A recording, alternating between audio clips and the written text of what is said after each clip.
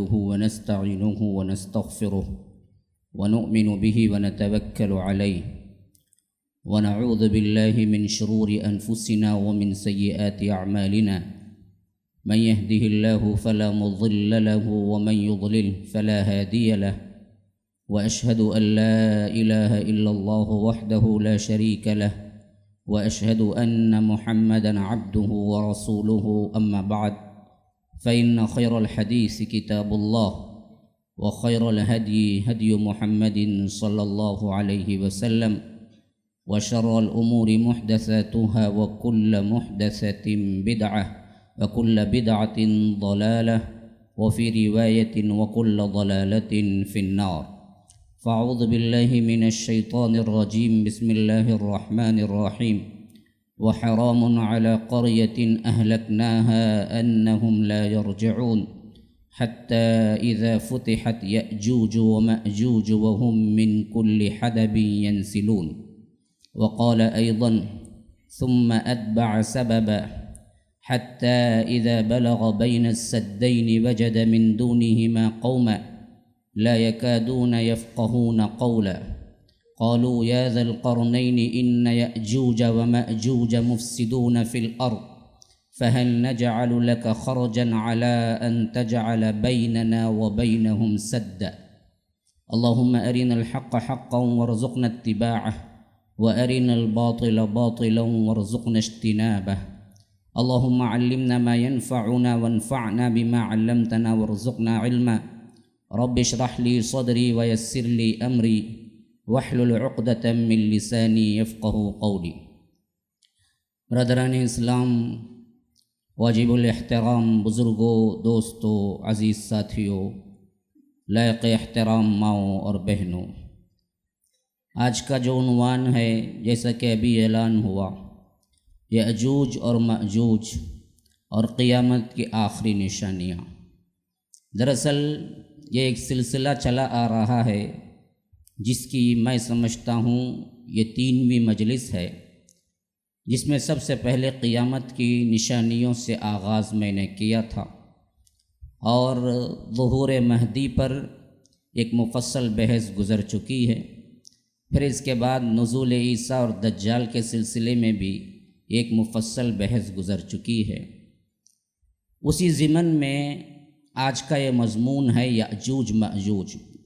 جو لوگ تسلسل کے ساتھ ان کانفرنسز میں شرکت فرما رہے ہیں ان کے لیے تو بات سمجھنے میں بڑی آسانی ہوگی، لیکن پھر بھی میں تسلسل کے ہوتے ہوئے ایک عنوان ہی کی حیثیت سے آپ کے سامنے گفتگو کروں گا، خواہ نئے آئے ہوئے لوگ ہوں یا پرانے، ان کے لیے ایک الگ ہی عنوان لگے گا۔ سلسلہ کلام اگر ہم جوڑیں گے تو نزول عیسیٰ کی بحث میں آپ لوگوں کو بتا چکا ہوں کہ اللہ تبارک و تعالی نے حضرت عیسیٰ کو آسمان سے اتارا تو اس کا بڑا مقصد یہ تھا کہ دجال کو قتل کرتے، لیکن ان کی زندگیوں میں 2 نشانیاں مل کے آتی ہیں، جن میں ایک ظہور مہدی علیہ السلام کا معاملہ ہے اور یأجوج مأجوج کا۔ یہ انہی کی زندگی میں پیش آتا ہے۔ صحیح روایات کے مطابق مسلم کی کئی احادیث ہیں جو اس بات پر دلالت کرتی ہیں کہ حضرت عیسیٰ اس وقت ہوں گے جب کہ یأجوج مأجوج کیا ہیں، اس دنیا میں نکل پڑیں گے۔ اب سب سے پہلی چیز یہ ہے کہ یہ یأجوج مأجوج ہیں کون، اور اس سلسلے میں قرآن ہمیں کیا بتاتا ہے ان کے تاریخی سلسلے میں۔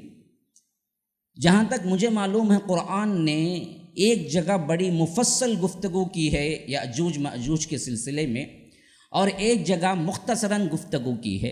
2 جگہ یأجوج اور مأجوج کے نام کے ساتھ قرآن میں ذکر آیا ہے۔ جو مفصل گفتگو ہوئی ہے وہ سورہ کہف آخری عین سے پہلے کا عین، تقریباً آیت 83 سے لے کر 99 تک 99 تک 16 آیات ہیں جن پر اللہ تبارک و تعالی نے گفتگو کیا ہے۔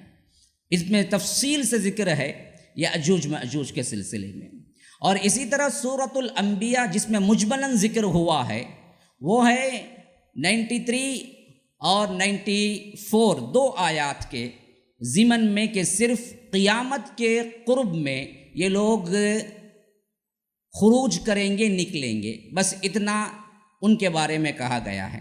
گویا کہ ان دو مباحث کو اگر ہم ملائیں گے تو ایسا لگتا ہے کہ ایک جگہ ان کی ہسٹری وہ بیان ہوئی ہے جو کہ اس سے پہلے گزر چکی تھی، اور ایک ہسٹری ان کی یہ بیان ہوئی جو گزرے گی آنے والی دنوں میں نشانی کے طور پر۔ اب ایمان اور عقیدے کا مسئلہ اس میں لے لیجئے پھر، تو یہ بات ذہن میں اچھی طرح بٹھا لینا ہے۔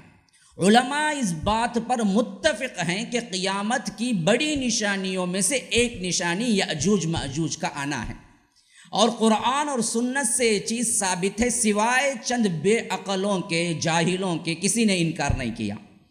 اور کوئی انکار کرتا ہے تو وہ قرآن و سنت کا انکار ہے، اور قرآن و سنت کا انکار کرنے والا کافر کہلاتا ہے۔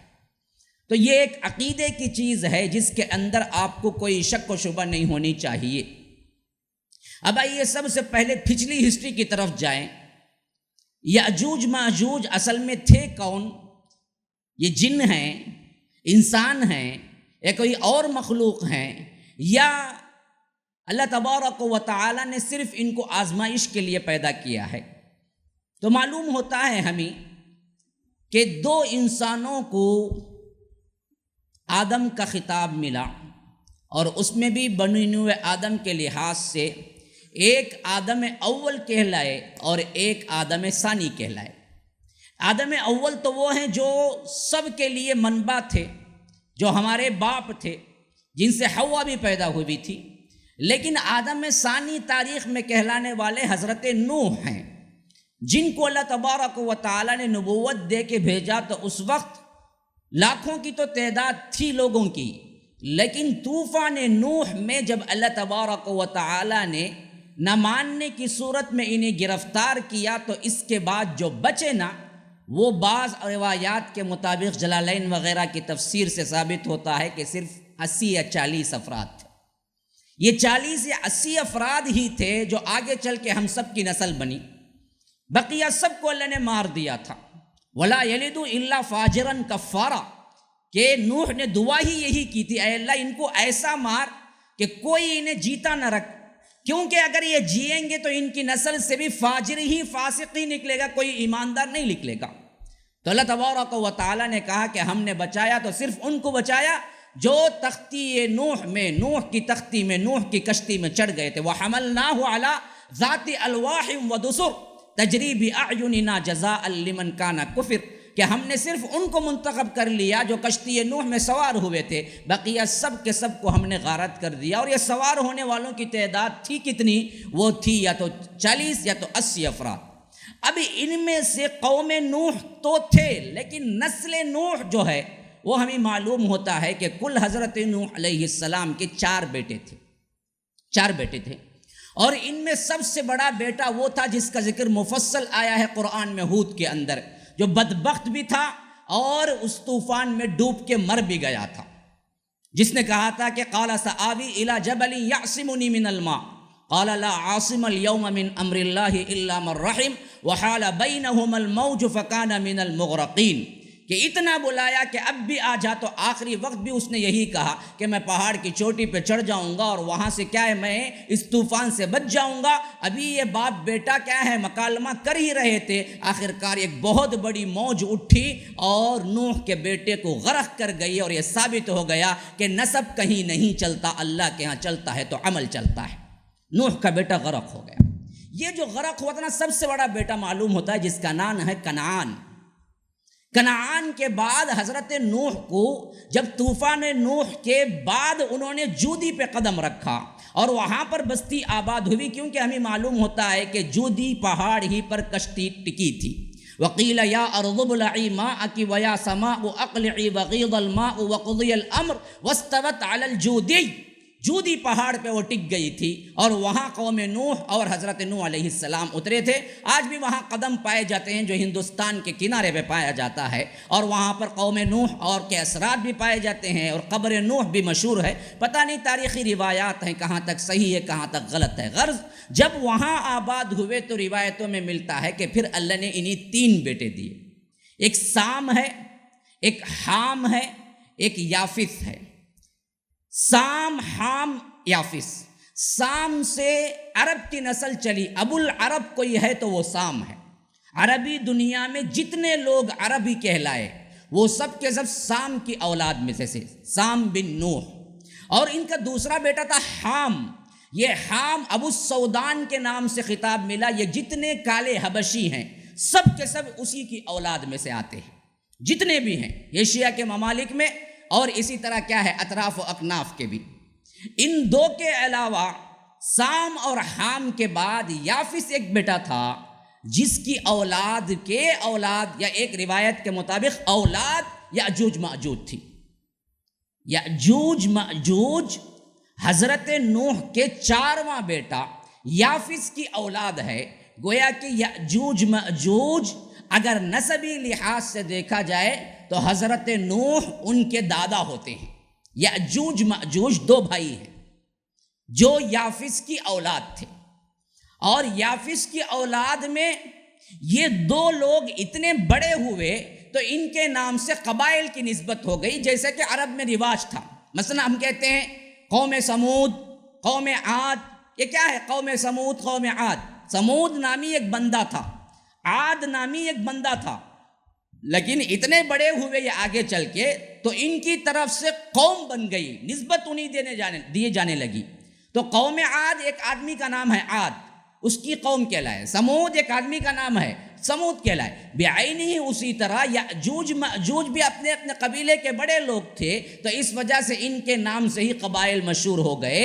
اصل میں نوح کے یہ پوتے تھے، پڑ پوتے تھے یا تو پوتے تھے، اور حضرت نوح علیہ السلام ان کے دادا تھے۔ اس ہسٹری کے تحت بات اچھی طرح ذہن میں آ گئی کہ یہ جو تھے انسان تھے، اور یہ جو تھے اولاد آدم میں سے تھے، اور حقیقی نسبت دیکھی جائے تو نوح کے پوتے تھے علیہ السلام، اور یہ دنیا میں کھلم کھلا ہی رہتے تھے جس طرح انسان رہتے تھے۔ ان کے اندر کوئی رکاوٹ نہیں تھی، لیکن ان کے اندر شر پسندی عام انسانوں سے زیادہ تھی۔ دوسری بات، ان کی کثرت نسل دوسرے انسانوں سے زیادہ تھی۔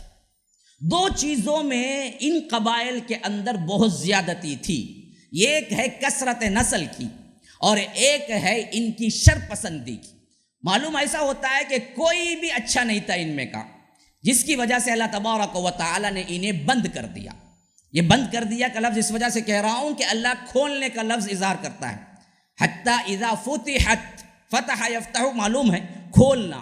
جب ہم یاجوج ماجوج کو کھول دیں گے تو معلوم ہوتا ہے یاجوج ماجوج اب بند ہیں، اور یہ بند کرنے کی وجہ یہ بنی کہ شر فساد میں یہ غیر معمولی تھے، فساد بہت زیادہ کرتے تھے، اور ان کی نسل کے اعتبار سے نسل انسانی جو ہماری جا رہی ہے اس سے تقریباً ان کی نسل 100 گنا زیادہ تھی، 100 گنا زیادہ تھی، 100 گنا۔ آپ پوچھیں گے اس کی دلیل کیا ہے؟ میں دلائل کے ساتھ ہی بات کرتا ہوں ہمیشہ، اور اشارے بھی دیتا ہوں۔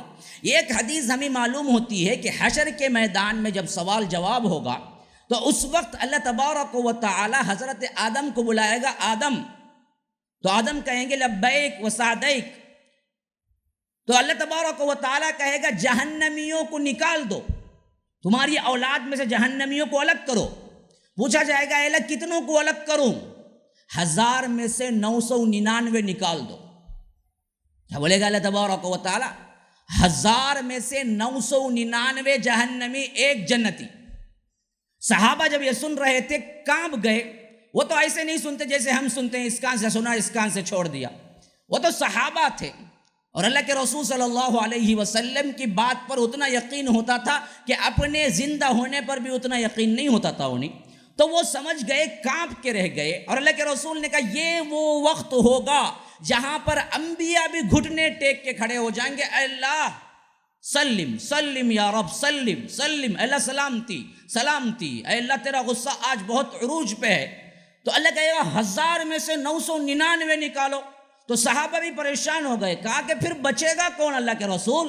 تو اللہ کے رسول صلی اللہ علیہ وسلم نے کہا کہ 999 یاجوج ماجوج میں سے جائیں گے، 1 تم جنتیوں میں سے جاؤ گے۔ کثرت کے حساب سے دیکھیے کہاں کیلکولیشن جا رہا ہے۔ ہمارے 1 کے مقابلے کا 999 ان کا مقابلہ ہے، تو کثرت نسل ان کی بہت زیادہ ہے۔ حالانکہ انسان ہوتے ہیں، بنی نوع انسانیت کے اندر ہیں، اور شر و فساد میں اس حد تک تھے کہ ان کے قبیلے سے زیادہ کوئی اور چیز، کوئی اور بنی آدم کے اندر اتنا شر و فساد نہیں ہوا تھا۔ ابھی ان دو باتوں کو ذہن میں رکھے آئیے ہم وہ آیات پڑھتے ہیں جو اللہ تبارک و تعالیٰ نے یأجوج مأجوج کے سلسلے میں کہف کے اندر رکھا ہے، جہاں 83 آیت نمبر سے شروع ہو رہا وَيَسْأَلُونَكَ عَنْ ذِي الْقَرْنَيْنِ۔ اصل میں ایک سوال ہوا تھا یہودیوں کی طرف سے اللہ کے رسول صلی اللہ علیہ وسلم کو، گویا کہ ٹیسٹ کے طور پر کہ آپ نبی بھی ہیں یا نہیں۔ ایسے سوالات یہ کرتے ہی رہتے تھے مشرکین کے اشکال پر، یا مشرکین یہودیوں سے پوچھا کرتے تھے کہ ایسا کام کرو۔ تو انہوں نے آگے پوچھا، اچھا جی آپ کو تو وحی آتی ہے، غیب کا بھی علم ہے، ذرا بتاؤ تو یہ ذوالقرنین کون ہے؟ اب یہ ذوالقرنین ان لوگوں میں تو مشہور تھا، عرب میں نہیں تھا، یہودیوں کے اندر مشہور تو تھا لیکن عرب لوگ زیادہ نہیں جانتے تھے۔ اور قرن کہتے ہیں دو چیزوں کو، ایک قرن کہتے ہیں 100 سال کو، 100 سال کو، صدی کو قرن کہتے ہیں، اور دوسرا قرن کہتے ہیں سنگ کو، جیسے گائے کی، ہرن کی سنگ ہوتی ہے نا، سنگ کو بھی قرن کہتے ہیں۔ ذوالقرنین، 2 قرنوں والا، 2 سنگوں والا۔ تو ایک مفسرین کا مطلب یہ ہے، ایک طبقے کا، ان کو یہ نام اس وجہ سے پڑا کہ یہ اپنے تاج میں 2 سنگ رکھا کرتے تھے، تو اس وجہ سے یہ ذوالقرنین پڑ گیا کہ 2 سنگوں والا۔ دوسرا طبقہ ہے، انہوں نے کہا کہ یہ اس وجہ سے نہیں، اصل میں ان کی زندگی 2 صدیوں پر مشتمل تھی، یعنی 200 سال جیے یہ، تو 1 صدی کو قرن کہتے ہیں، 2 صدی قرنین ہو گیا، تو ذوالقرنین اس وجہ سے ان کا نام پڑ گیا کہ انہوں نے 2 صدیاں زندگی گزاری۔ یہ دونوں روایات ہمیں ملتے ہیں، لیکن اصل نام روایتوں میں بھی نہیں ملتا کہ ان کا اصل نام کیا تھا ذوالقرنین کا۔ لیکن قرآن سے معلوم ہوتا ہے کہ یہ بہت اچھے اور نیک دل، انصاف پسند بادشاہ تھے لیکن نبی نہیں تھے۔ تو اللہ تبارک و تعالیٰ جب انہوں نے سوال کیا تو اللہ نے ایک پوری مکمل طور پر ان کی ہسٹری بیان کر دی کہف میں۔ فرمایا کہ وَيَسْأَلُونَكَ عَنْ ذِي الْقَرْنَيْنِ، لوگ آپ سے سوال کرتے ہیں کہ ذوالقرنین کون ہے؟ قل، کہہ دیجئے، سَأَتْلُو عَلَيْكُم مِّنْهُ ذِكْرًا، ابھی ان قریب تھوڑی دیر میں مجھے وحی آ جائے گی، میں تمہیں کیا ہے پورا ذکر اس کا سنا دوں گا، تمہارے پاس رکھ دوں گا کہ ذوالقرنین ہے کون۔ قل سأتلو علیکم منہ ذکرا انا مکننا لہ فی الارض وآتیناہ من کل شیء سببا فاتبع سببا، ہم نے اسے تمکین فی الارض دی تھی، وہ بادشاہ تھا، اور وہ بادشاہت کے اپنے زمانے میں اپنا پورا لاؤ لشکر لے کے ایک بہت بڑی جنگ کے لیے نکلا۔ تو پہلی جنگ کا ایک ذکر اللہ تبارک و تعالیٰ کرتا ہے۔ جب وہ جنگ کے لیے نکلے تو اللہ کہتا ہے کہ حتیٰ اذا بلغ مغرب الشمس، وہاں تک وہ پہنچ گئے جہاں پر سورج غروب ہوتا ہے مغرب میں، اتنا دور تک، گویا کہ ایک سرے سے دوسرے سرے تک کا فاصلہ انہوں نے طے کیا۔ مغرب الشمس وجدہا تقرب فی عین حمیۃ ووجد عندہا قوما، اور سورج وہ ڈوب رہا تھا، وہ ایسے لگ رہا تھا گویا کہ کیا ہے ایک چشمہ ہے، اور اس میں کیا ہے یہ لال لائٹ جو غروب کے ہوتے وقت لگتی ہے، وہ لال لائٹ پڑنے سے بالکل ہی کیا ہے لالگی پھیل گئی تھی۔ ایسی حالت میں وہاں پر انہوں نے ایک قوم کو پایا۔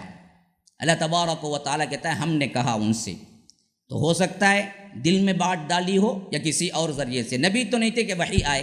فرمایا قلنا یا ذا القرنین، اے ذو القرنین، اما ان تعذب و اما ان تتخذ فیہم حسنا، چاہو تو تم ان کے ساتھ حسن سلوک سے پیش آؤ، چاہو تو ان کو کیا قید و بند کر کے رکھو، ہم تمہیں پوچھنے والے کچھ نہیں ہیں۔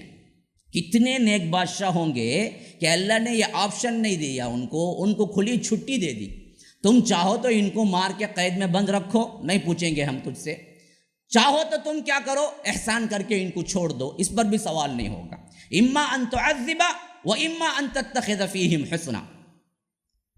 تو انہوں نے کہا کہ قال اما من ظلم فسوف نعذبه ثم يرد الى ربه فيعذبه عذابا نکرا واما من آمن وعمل صالحا فله جزاء الحسنى وسنقول له من امرنا یسرا، کہ جو کوئی بھی مجھ پر زیادتی کرے گا، میری بات نہیں مانے گا، اطاعت سے نکلے گا، میں اس کو یہاں بھی سزا دوں گا اور اے اللہ تو وہاں بھی سزا دے گا، اور جو نیک اعمال کرے گا، اچھا بن کے رہے گا، وفادار بنے گا، میں اس کے ساتھ حسن سلوک کروں گا اور اس کی یہاں کی زندگی بھی آسان ہو جائے گی۔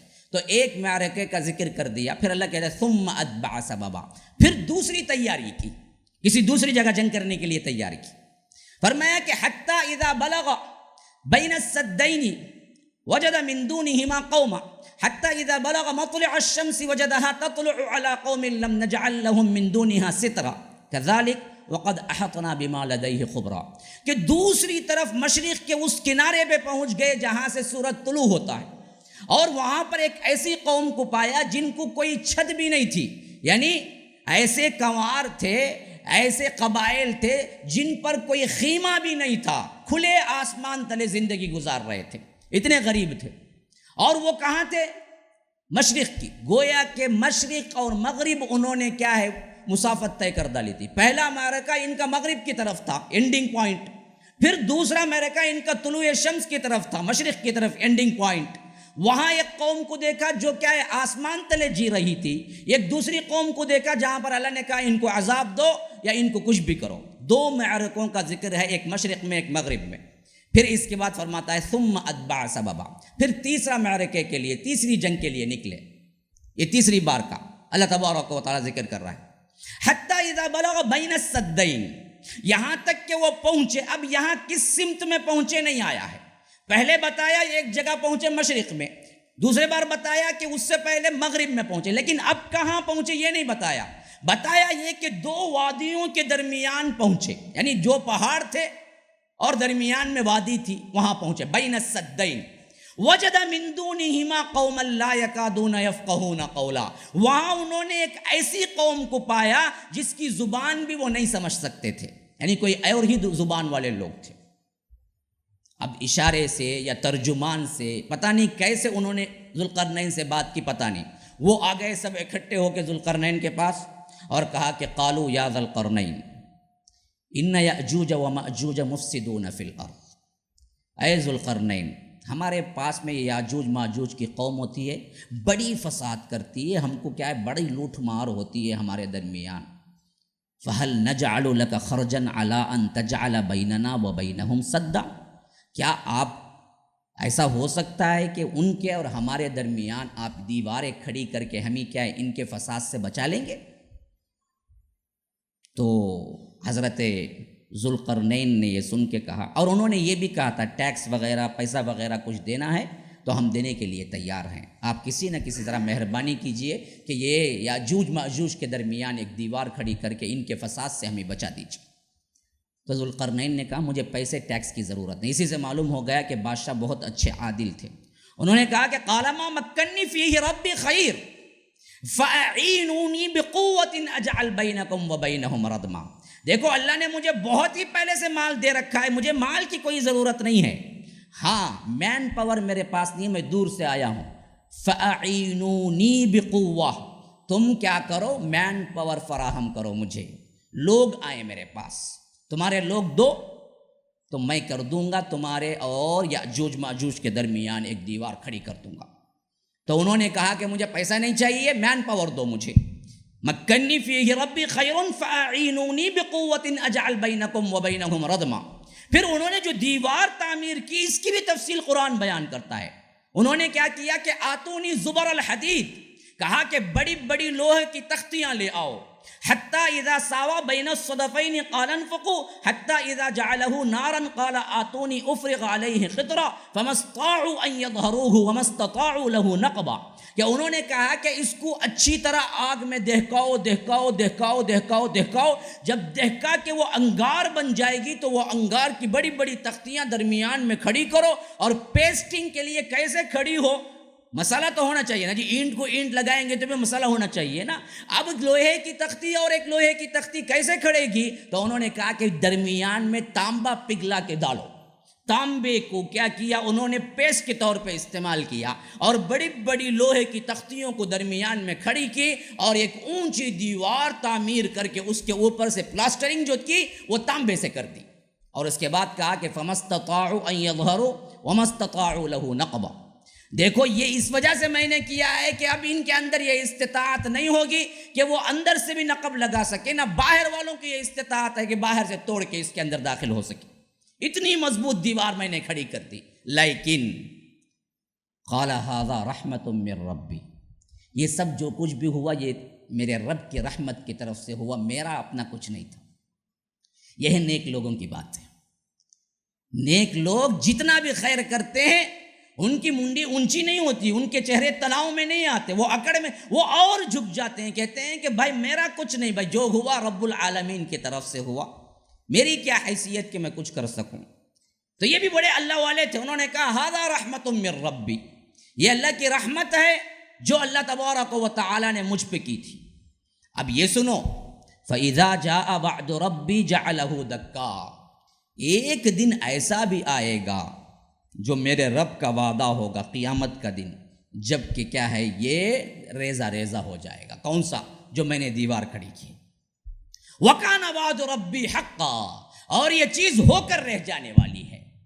تو بنتے وقت ہی انہوں نے کہہ دیا کہ یہ بند اس وقت تک ہے جب تک قیامت کا قیام نہیں ہوتا، قیامت کے قریب اللہ اس کو خود کیا کر دے گا، توڑ دے گا اور یہ باہر نکل کے آئیں گے۔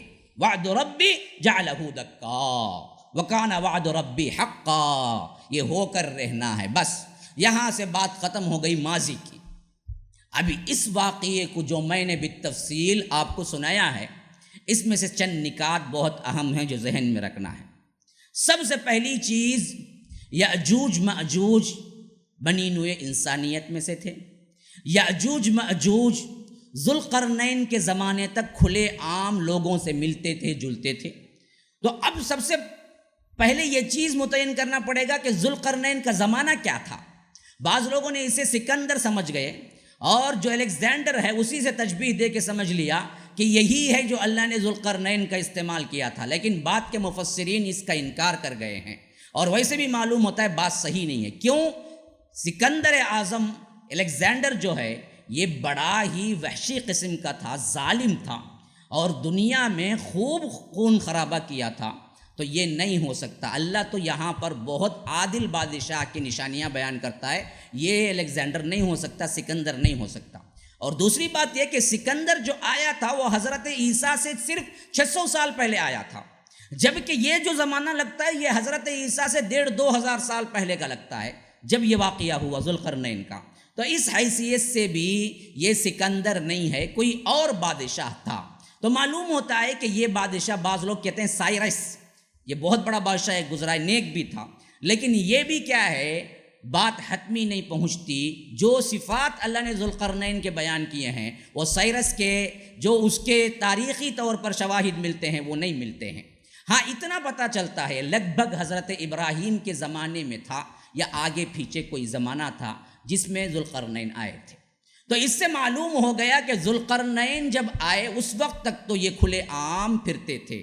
پھر ذوالقرنین نے ایک ان کے لیے دیوار کھڑی کر دی۔ اب یہ دیوار کھڑی کرنے کے بعد کبھی یہ دنیا میں آئے؟ تو سوال یہ ہے کہ نہیں آئے۔ کیوں؟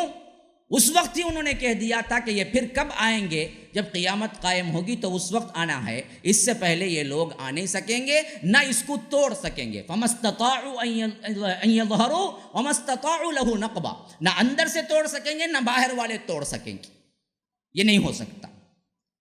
اچھا، اب آئیے اس کے بعد یہ صفحہ ہستی سے گویا کہ گم ہو گئے، نہ زمین میں دکھے، نہ اس کے بعد ان کی کوئی رپورٹ ملی۔ زمانہ چلتا گیا چلتا گیا چلتا گیا، اور یہ پردے ہی میں رہے، حتیٰ کہ اللہ کے رسول صلی اللہ علیہ وسلم آئے، انہوں نے خبر دی کہ ایسا ہوا، قرآن نے خبر دی، حدیث نے بھی خبر دی۔ صحیح مسلم کی روایت میں ہے کہ زینب بنت جحش کے گھر میں اللہ کے رسول صلی اللہ علیہ وسلم سو رہے تھے، اور زینب بنت جحش وہ ہیں جو ازواج مطہرات میں سے ایک ہیں۔ تو اللہ کے رسول صلی اللہ علیہ وسلم دوپہر کے وقت خیر اللہ کر رہے تھے کہ اچانک پریشان حال بیدار ہوئے، اور چہرے پر پریشانی کی کیفیت تھی۔ تو زینب بنت جحش نے پوچھا کہ اللہ کے رسول صلی اللہ علیہ وسلم کیا خواب دیکھ کے اٹھے ہیں؟ کہا کہ میں نے دیکھا کہ یأجوج مأجوج اتنا بڑا سوراخ کا اپنے ہاتھ کو حلقے میں بنایا، یوں بنایا، ایسے بنایا، حلقہ بنا کے کہا کہ یأجوج مأجوج اپنے دیوار میں اتنا بڑا سوراخ کر گئے ہیں، مجھے ڈر ہے کہ وہ نکل آئیں گے۔ ویل للعرب، ویل للعرب، عرب کے لیے ہلاکت ہے، بربادی ہے۔ اب کیا ہے، زمانہ قریب ہے فتنوں کا۔ یہ کب کہے تھے؟ 1400 سال پہلے کے زمانے میں اللہ کے رسول نے اشارہ دیا تھا، اس بند کو دراصل انہوں نے اتنا بڑا سوراخ کر لیا ہے، لیکن پھر بھی مانا نہ کوئی جاننے کا دعویٰ کیا تھا، نہ کر سکتا تھا اس زمانے میں۔ پھر آگے چلیے، صدیاں گزری اور آج ہمارے ہاں چپے چپے کا ریکارڈ موجود ہے۔ چپا چپا تو یوں کہنا بہت ہی کیا دور ہے، ہم تو کیا سمندر کی تہوں میں بھی کیا کچھ ہے یہ بھی کیمرے کے ذریعے آج دنیا میں دیکھ لی جا سکتی ہے، دیکھ رہے ہیں۔ تو ایسے وقت میں بعض کیا ہے عقل پرست لوگوں نے یہ نعرہ لگایا کہ یاجوج ماجوج کا وجود نہیں ہے سوائے قصے کہانیوں کا۔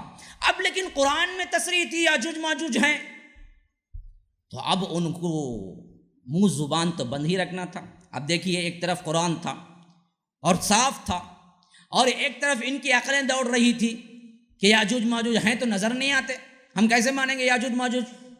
دجال کا ذکر تو قرآن میں نہیں ہے، مار کے اڑا دیا۔ وہی عقل پرست جن کو میں کہتا ہوں احوا پرست، جو لوگ اپنے آپ کو اہل قرآن بولتے ہیں لیکن ہیں اہل ہوا، اپنے خواہشات کے غلام ہیں، تو انہوں نے نعرہ لگایا کہ یہ چیز قصے کہانی ہے جی، اگر ہوتا تو آج کی کیا ٹیکنالوجی میں نظر آ جاتی، اتنی بڑی قوم ہے، اور صد وہ تو کیا ہے دیوار اتنی بڑی ہے تو کیوں نظر نہیں آتی؟ تو انہوں نے کہہ دیا قصے کہانیاں ہیں۔ لیکن جب قصے کہانیاں بولے تو اب ان آیتوں کا مطلب کیا ظاہر کیا جائے؟ تو انہوں نے ایک ناکام کوشش کی ان لوگوں پر تھوپنے کے لیے جو آج نکل چکے ہیں، ایک چائنیز قوم اور دوسری قوم ہے منگولیا کی چنگیز خان کی قوم۔ یہ دونوں پر انہوں نے بڑا تھوپنے کی کوشش کی ہے، یہی ہیں یاجوج ماجوج، کیونکہ بعض روایات میں ان کے چپٹے ہونے کا ذکر ہے۔ یاجوج ماجوج کون ہوں گے؟ جن کی ناک اور آنکھ اور ناک ایک ساتھ ہوگی، یعنی چپٹے فلیٹ چہرے کے ہوں گے، جیسے کہ ڈھال ہوں۔ اب یہ جتنے چائنیز ہیں نا، دیکھتے ہی پہچان لیں گے فلیٹ چہرے کے، اور یہ اتنی بڑی قوم ہے، جہاں دیکھو دکھ جاتی ہے یہ چائنیز۔ آج بھی دیکھیں کیا اتنی قوم بڑی ہے کہ نسل کے اعتبار سے تقریباً آدھی دنیا کھا گئی ہے یہ قوم، تو وہ بھی سملیرٹیز ملتی ہیں، قوم کے لحاظ سے بھی بڑی ہے۔ اور بعض روایتوں میں ہے کہ یہ کیا قد کی چھوٹی بھی ہوگی، تو ان سے زیادہ کوئی قد کا چھوٹا نہیں ہے ہمارے ہاں چائنیز میں جو ہیں، تو وہ بھی ملتی جھلتی ہے۔ تو انہوں نے کیا کیا کہ یہ چائنیز کو یہی ہے وہ، اور یہی کیپچر کر کے چھوڑیں گے آخر تک دنیا کے اندر۔ اس طرح فلسفہ بھکیرا اور بہت سے لوگوں کو گمراہ کیا عقائد میں۔ نمبر 2، دوسرا ایک مرحلہ وہ پیش آیا تھا جو ہمارے ہاں بہت بڑا چنگیز خان کے لحاظ سے فتنہ تاتار کی قوم، فتنہ تاتار کہلاتا ہے۔ یہ دراصل تقریباً سمجھ لیجئے ہجرت کے بعد کے 555 سال یا 56 سال بعد ایک ایسی قوم نکلی تھی جو منگولیا سے نکلی تھی، جو چنگیز خان اس کا بانی تھا، اور اس نے مسلمانوں کو وہ مارا ہے۔ مؤرخین جو اس زمانے میں تھے انہوں نے صاف لکھا ہے کہ اس سے بڑا مسلمانوں کو دھچکا قیامت تک کوئی اور نہیں ہوگا جو انہوں نے کیا ہے۔ خالی بغداد میں جب یہ داخل ہوا بدبخت، اس کا پوتا تھا اس وقت ہلاکو خان، اس نے 18 لاکھ لوگوں کو ایک دن میں مارا، 18 لاکھ لوگوں کو، اور خون کی ندیاں اتنی بہی تھی گلیوں کے اندر، ان کے گھوڑے کے گھٹنے تک، پاؤں تک انسانوں کا خون چلتا تھا، اور مارنے میں اتنے بے رحم تھے بدبخت، نہ بچوں کو دیکھا، نہ عورتوں کو دیکھا، نہ بوڑھوں کو دیکھا، نہ مردوں کو دیکھا، نہ کسی رحم کی اپیل کو کبھی قبول کیا، بلکہ کیا ہے پیٹ والی عورتوں کے پیٹ کو چیرتے اور نیزے پہ بچے کو اچھال کے کیا ہے مذاق بناتے تھے۔ اور کوئی انسان آتا، حتیٰ کہ مسلمان تو اس وقت اتنے ڈرے ہوئے تھے، روایتوں میں آتا ہے کہ اکیلا ایک منگولین، اکیلا ایک چنگیز خان کا آدمی ایک پورے محلے میں داخل ہو کے کہتا کہ ہتھیار رکھ کے آؤ اور میرے سامنے گردن جھکا کے بیٹھو، تو پورا محلہ بیٹھتا اور ایک ایک کر کے قتل کرتا ہو۔ دہشت کے مارے اتنی دہشت تھی مسلمانوں کو کہ پورے محلے میں صرف ایک تاتار آیا اور اس نے کہا کہ دیکھو میں جو بول رہا ہوں وہ سننا، سب ہتھیار رکھو اور میرے سامنے آ کے گردن جھکا کے بیٹھو۔ تو پورا مسلمان محلہ آ کے بیٹھتا تھا، ایک ایک کو قتل کر کے وہ واپس جاتا تھا۔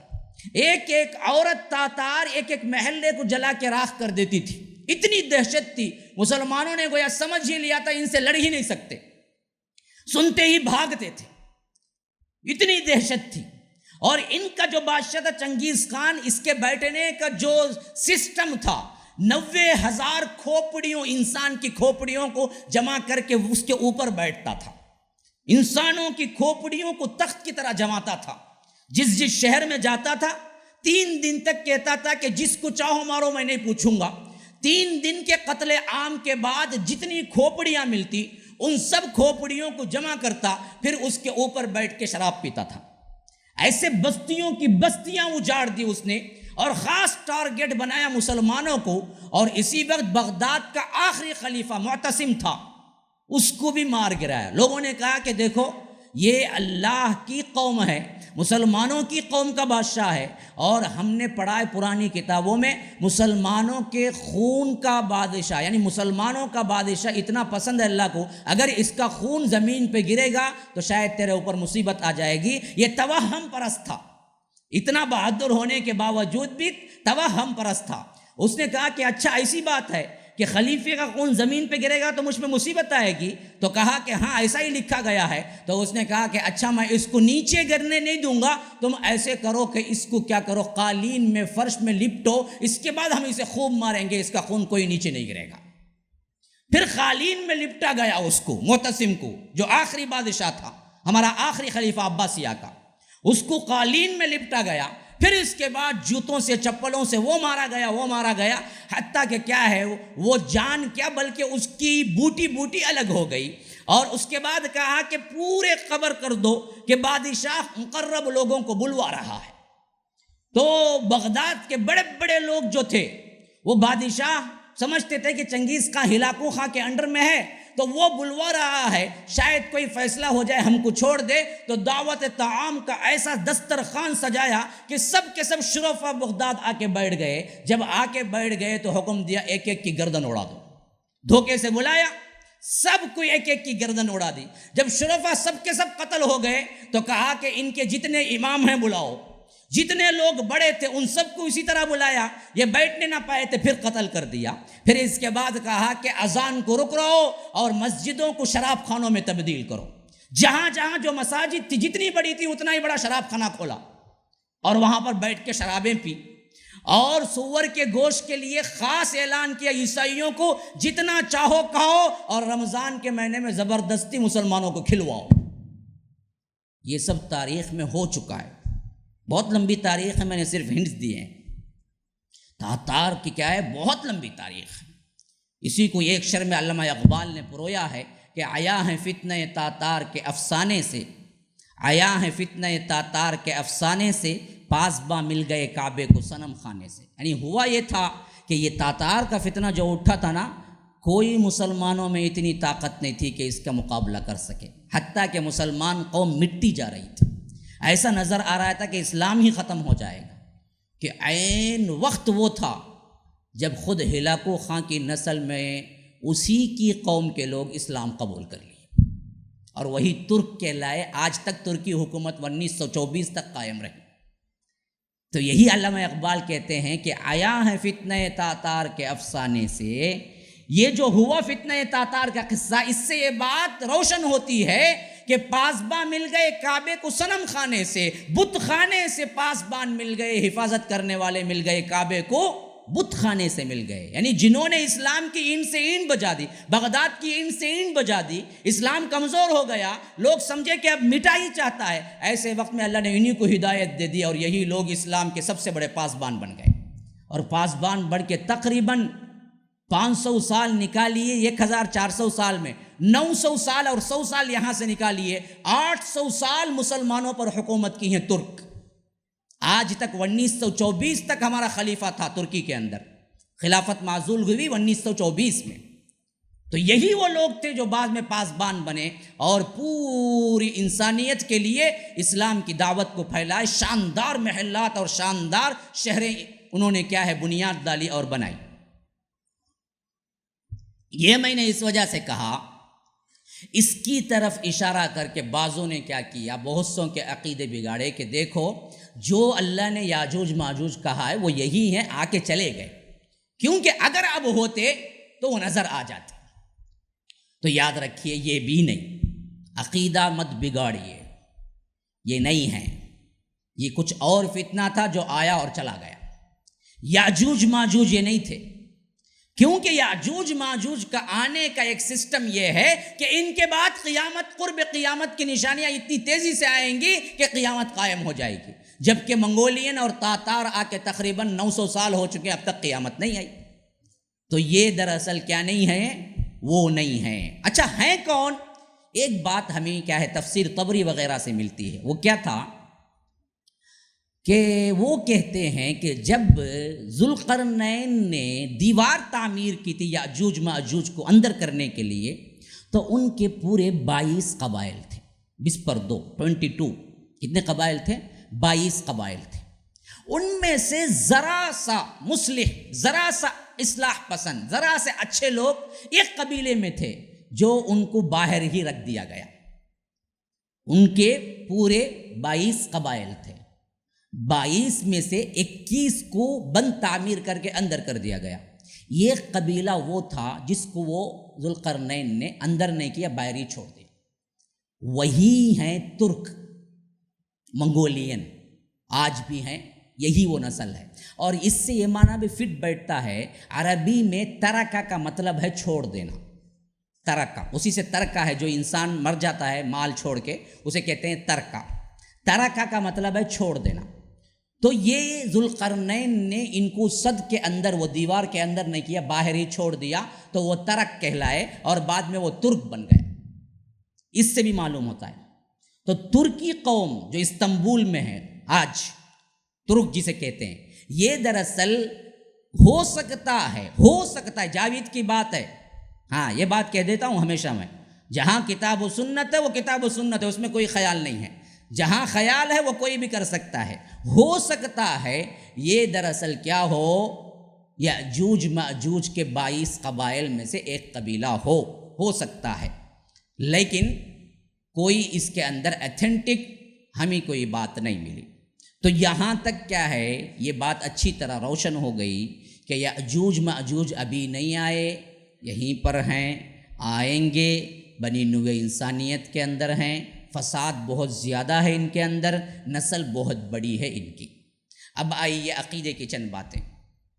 اب نظر کیوں نہیں آتا اتنا بہترین سسٹم ترقی ہونے کے باوجود؟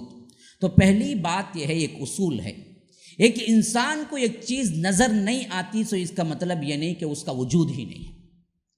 یہ بالکل غلط اصول ہے کہ آپ کہیں کہ مجھے نظر نہیں آتا، میں نہیں مانتا۔ مثلاً آپ کو کرنٹ نظر نہیں آتا، اب کوئی بدبخت کی کہے گا مجھے نظر نہیں آتا، میں وائر کو جا کے ہاتھ چھوتا ہوں، چھو کے دیکھ لے کہاں پہنچتا ہے، کر کے دیکھ، ہم کچھ بھی نہیں بولتے، نظر تو نہیں آتا۔ اچھا آپ دیکھیں گے، اچھا یہ تو کیا ہیں احساس کی چیزیں ہیں۔ میں کہتا ہوں پیٹرول بھی آج سے 50-100 سال پہلے کسی کو زمین کے اندر نظر نہیں آیا، حالانکہ تھا وہیں۔ جب اللہ نے اس کو نظر آنے کے لیے خبر دی، احساس دیا، تب نظر آیا۔ کائنات میں کروڑوں چیزیں ہیں جن کا احساس ہمیں ہوا ہی نہیں اس سے پہلے، آج نظر آیا۔ تو ہو سکتا ہے ابھی ہماری ترقی بہت آگے جائے تب نظر آئے، یا نہیں تو جب وہ نکلیں گے تب نظر آئے۔ اس کا مطلب یہ نہیں کہ چیز نظر نہیں آتی ہم انکار کر دیں، ہمیں ماننے نہ ماننے کے لیے کتاب و سنت کافی۔ کتاب و سنت میں دلیل ہے تو پھر مانیں گے، ہے نہیں ہے تو پھر مسئلہ ہے۔ یہاں سیدھی بات ہے، کتاب و سنت سے دلیل ہے، بخاری و مسلم کی روایات میں موجود ہیں اور قرآن میں موجود ہے، تو اس سے کیا ہے بات پکی ہو گئی کہ یہ لوگ ہیں۔ اچھا اب آئیے آخری چیز کی طرف، قرب قیامت کی حیثیت سے اب گفتگو کریں گے یاجوج ماجوج کا۔ جب یہ لوگ ہیں تو جب انہوں نے کیا ہے دیوار باندھی دیکھی، تو ہمیں حدیث سے ملتا ہے، مسلم وغیرہ کی روایت میں، اسی دن سے انہوں نے اسے توڑنے کی بھی کوشش کی۔ بھائی 8 ہو رہے ہیں، اطمینان سے اپنی جگہ بیٹھے رہیں، اسنیکس وغیرہ تقسیم ہوں گے وہ بھی کیا ہے لیتے رہیں، یہاں پر متوجہ رہیں، اور ساتھ میں کوئی نماز کے لیے نہ اٹھے، انشاءاللہ یہاں اختتام میں نماز پڑھائی جائے گی، اور اس کے ساتھ ساتھ کفارے کے ساتھ نماز کے ساتھ آپ جائیں گے، کوئی کیا ہے خلل اندازی نہ کرے، اطمینان کے ساتھ مضمون کو سننے کی کوشش کریں۔ تو غرض کیا ہے کہ ہمیں احادیث سے یہ پتہ چلتا ہے کہ انہوں نے اسے توڑنے کی کوشش اسی وقت سے شروع کر دی جب سے بنا۔ اللہ کے رسول صلی اللہ علیہ وسلم نے ایک مرتبہ کہا کہ ہر روز یہ توڑنے کی کوشش کرتے ہیں اور بہت کچھ توڑ بھی لیتے ہیں، لیکن جب توڑتے توڑتے توڑتے ایک حد کو پہنچ جاتے ہیں تو شام ہو جاتی ہے۔ تو شام ہو جاتی ہے تو ان کا سردار کہتا ہے کہ چلو جی کل آ کے ہم پھر وہاں سے شروع کریں گے توڑنا، لیکن کل جب وہ آتے ہیں تو دیکھتے ہیں کہ پھر پوری کی پوری دیوار کھڑی ہوئی ہے، تو پھر توڑنا شروع کر دیتے ہیں۔ یہی اب تک ہو رہا ہے۔ اللہ کے رسول صلی اللہ علیہ وسلم نے کہا کہ جب یہ قیامت کے قریب نکلیں گے نا، اس وقت ان کا سردار کہے گا کہ انشاءاللہ کل آ کے توڑیں گے، تو کل جب آئیں گے تو وہ اتنی ہی رہے گی جتنی وہ توڑ کے گئے تھے، تو بقیہ دیوار توڑ کے باہر نکل جائے گی۔ یہ ہمیں حدیث سے بات ثابت ہے، تو وہیں سے کوشش ان کی ہو رہی ہے نکلنے کی۔ لیکن ہمیں جو بتایا گیا ہے وہ کیا ہے؟ جب حضرت عیسیٰ نازل ہوں گے، دجال کو قتل کر دیں گے، پھر اس کے بعد اللہ تبارک و تعالی ندا دے گا کہ اے عیسیٰ آج میں ایسے میرے بندوں کو بھیج۔ دیکھیے وہاں بھی لفظ اتنے مفسد ہونے کے باوجود بھی جب میں حدیث کے الفاظ پڑھا رونٹے کھڑے ہو گئے۔ اللہ کی رحمت کی بے پایاں کرم دیکھیے، رحمت دیکھیے۔ اس وقت بھی حضرت عیسیٰ سے یہی کہتا ہے کہ آج میرے بعض بندے آ رہے ہیں جس سے تمہارا مقابلہ ممکن نہیں ہے۔ ایسے مفسد بندوں کو بھی اس وقت بھی میرے ہی بندے کہہ رہا ہے اللہ تبارک و تعالی۔ گنہگار ذرا سا گناہ کرتا ہے تو سمجھتا ہے اللہ نے مجھے چھوڑ دیا، قبول نہیں ہوگی۔ یاجوج ماجوج کے لیے بھی اللہ نے پھر کہتا ہے کہ آج میرے بندے کچھ ہیں جن سے آپ مقابلہ نہیں کر سکتے، تو آپ اپنے ساتھیوں کو لے کے کیا کر دیں، پہاڑ کے اوپر چلے جائیں، کوہ طور کے اوپر۔ اسی تسلسل میں دوسری روایت یوں آتی ہے کہ جب یہ لوگ آئیں گے تو لوگ اپنے دروازے بند کر کے ڈر کے مارے بیٹھ جائیں گے۔ بظاہر دونوں باتیں متضاد نظر آتی ہیں۔ ایک جگہ ہے کہ حضرت عیسیٰ سب کو لے کے کوہ طور پہ پہنچ جائیں گے، ایک دوسری جگہ ہے کہ ڈر کے مارے لوگ دروازہ بند کر کے بیٹھ جائیں گے۔ جب کوہ طور پہ جائیں گے تو پھر گھر میں کون رہے گا، جب گھر میں رہے گا تو کوہ طور پہ کون جائیں گے؟ تو بظاہر دو متضاد احادیث دکھتی ہیں، لیکن ہمارا جہل اور علم کی کمی سے یہ احادیث متضاد لگتی ہیں، ورنہ تو شارحین حدیث سے ہم جب پوچھتے ہیں تو وہ بتاتے ہیں اس کے اندر کوئی تضاد نہیں ہے۔ اس وجہ سے کہ اللہ کے رسول نے کہا یہ مکے میں، مدینے میں، بیت المقدس میں داخل نہیں ہوں گے، اور رہیں گے حضرت عیسیٰ شام میں۔ تو شام کے جو مسلمان ہوں گے نا، ان مسلمانوں کو تو لے کے یہ چلے جائیں گے، بقیہ جہاں پر یہ لوگ آنے کے امکانات نہیں ہوں گے نا، وہاں پر بھی عام لوگ ڈر کے مارے دروازہ بند کر کے بیٹھیں گے۔ دونوں احادیث کو کیا ہے، تطبیق ہو گئی۔ تو غرض کہ حضرت عیسیٰ لے کے اپنی قوم کو سب لے کے طور پہ پہنچ جائیں گے تو یہ لوگوں کا بند ٹوٹ جائے گا، بلکہ اللہ تعالیٰ کھول کے چھوڑ دے گا۔ اب آئیے اس آیت کی طرف جو انبیاء میں فرمایا گیا، حتی اذا فتحت یأجوج ومأجوج وہم من کل حدب ینسلون، جب ان کو کھول کے چھوڑا جائے گا تو یہ ہر اوپر کی وادی سے پھسلتے ہوئے نظر آئیں گے، گویا کہ چشمے کا پانی اوپر سے گرتا ہے تو ایسے محسوس ہوتا ہے کہ لگاتار پورا زمین وہ بھگا رہا ہے۔ تو ہر ایک اونچائی سے وہ گر رہے ہوں گے، جتنی اونچائیاں ہیں۔ تو معلوم یہ ہوا کہ کسی اونچی چیز پہ ہیں یہ، اور جب بند توڑا جائے گا تو تمام اونچائیوں سے یہ ایسے لگیں گے گویا کہ صرف یہی اور یہی ہے، اور یہ پھسلتے ہوئے جب زمین پہ قدم رکھیں گے تو اتنا بڑا ہوگا ان کا مجمع۔ تو ایک ندی پر سے گزریں گے، بحیرہ طبریہ، پانی کی ندی پینے کے لیے۔ اس کا پہلا انسان پانی پیے گا اس میں سے، اس ندی میں سے، اور آخری یاجوج ماجوج کے قبیلے کا آخری انسان آ کے پوچھے گا کہ یہاں کبھی کنواں تھا؟ آخری انسان کیا پوچھے گا؟ یہاں کبھی کنواں تھا؟ تو اس سے کثرت کا اندازہ لگا لیجئے کتنی بڑی کثیر تعداد میں ہوں گے کہ پہلے نے پانی پیا اور آخری نے یہ پوچھ رہا ہے کہ سوکھ کے کنواں کا پانی ختم ہو کے سوکھ کے نشانی باقی رہ جائے گی، جب آخری گزرے گا تو پوچھے گا کبھی یہاں کنواں تھا؟ اتنی بڑی تعداد میں ہوں گے۔ اچھا، اب حضرت عیسیٰ طور پہ اور یہاں پر یہ معاملہ، اور یہ لوگ پورے زمین پہ پھیل جائیں گے۔ اب باقیات جو بھی مل جائیں نا، خواہ وہ جانور ہوں کوئی بھی ہوں، سب کو ماریں گے، جتنا ہو سکتا ہے اتنا ماریں گے۔ جب پورے زمین کو خون سے لال کر دیں گے اس وقت بھی ان کا بس نہیں چلے گا۔ وہ کہیں گے ہم نے زمین والوں کو تو مار دیا لیکن آسمان والے تو ابھی زندہ ہیں نا، اوپر بھی تیر چلاؤ، تو وہ اوپر بھی تیر چلائیں گے۔ تو حدیث میں آتا ہے کہ فرشتوں کو اللہ حکم دے گا اوپر سے بھی جب لوٹاؤ تو لال رنگ لپٹ کے لوٹاؤ ان کو، تو وہ لال رنگ کے ساتھ نیچے گریں گے، تو وہ کہیں گے ہم تو آسمان والوں کو بھی مار رہے ہیں، تو وہاں بھی ماریں گے۔ اب ان احادیث سے دیکھیں ایک بات آیا ہوتی ہے، وہ شاید وہی دور ہوگا جو یہ ٹیکنالوجی آنے سے پہلے کا دور تھا، کیونکہ اگر بندوق ہوتی تو وہ بندوق سے شوٹ کرتے نہ، وہی تیر کا لفظ آیا ہے۔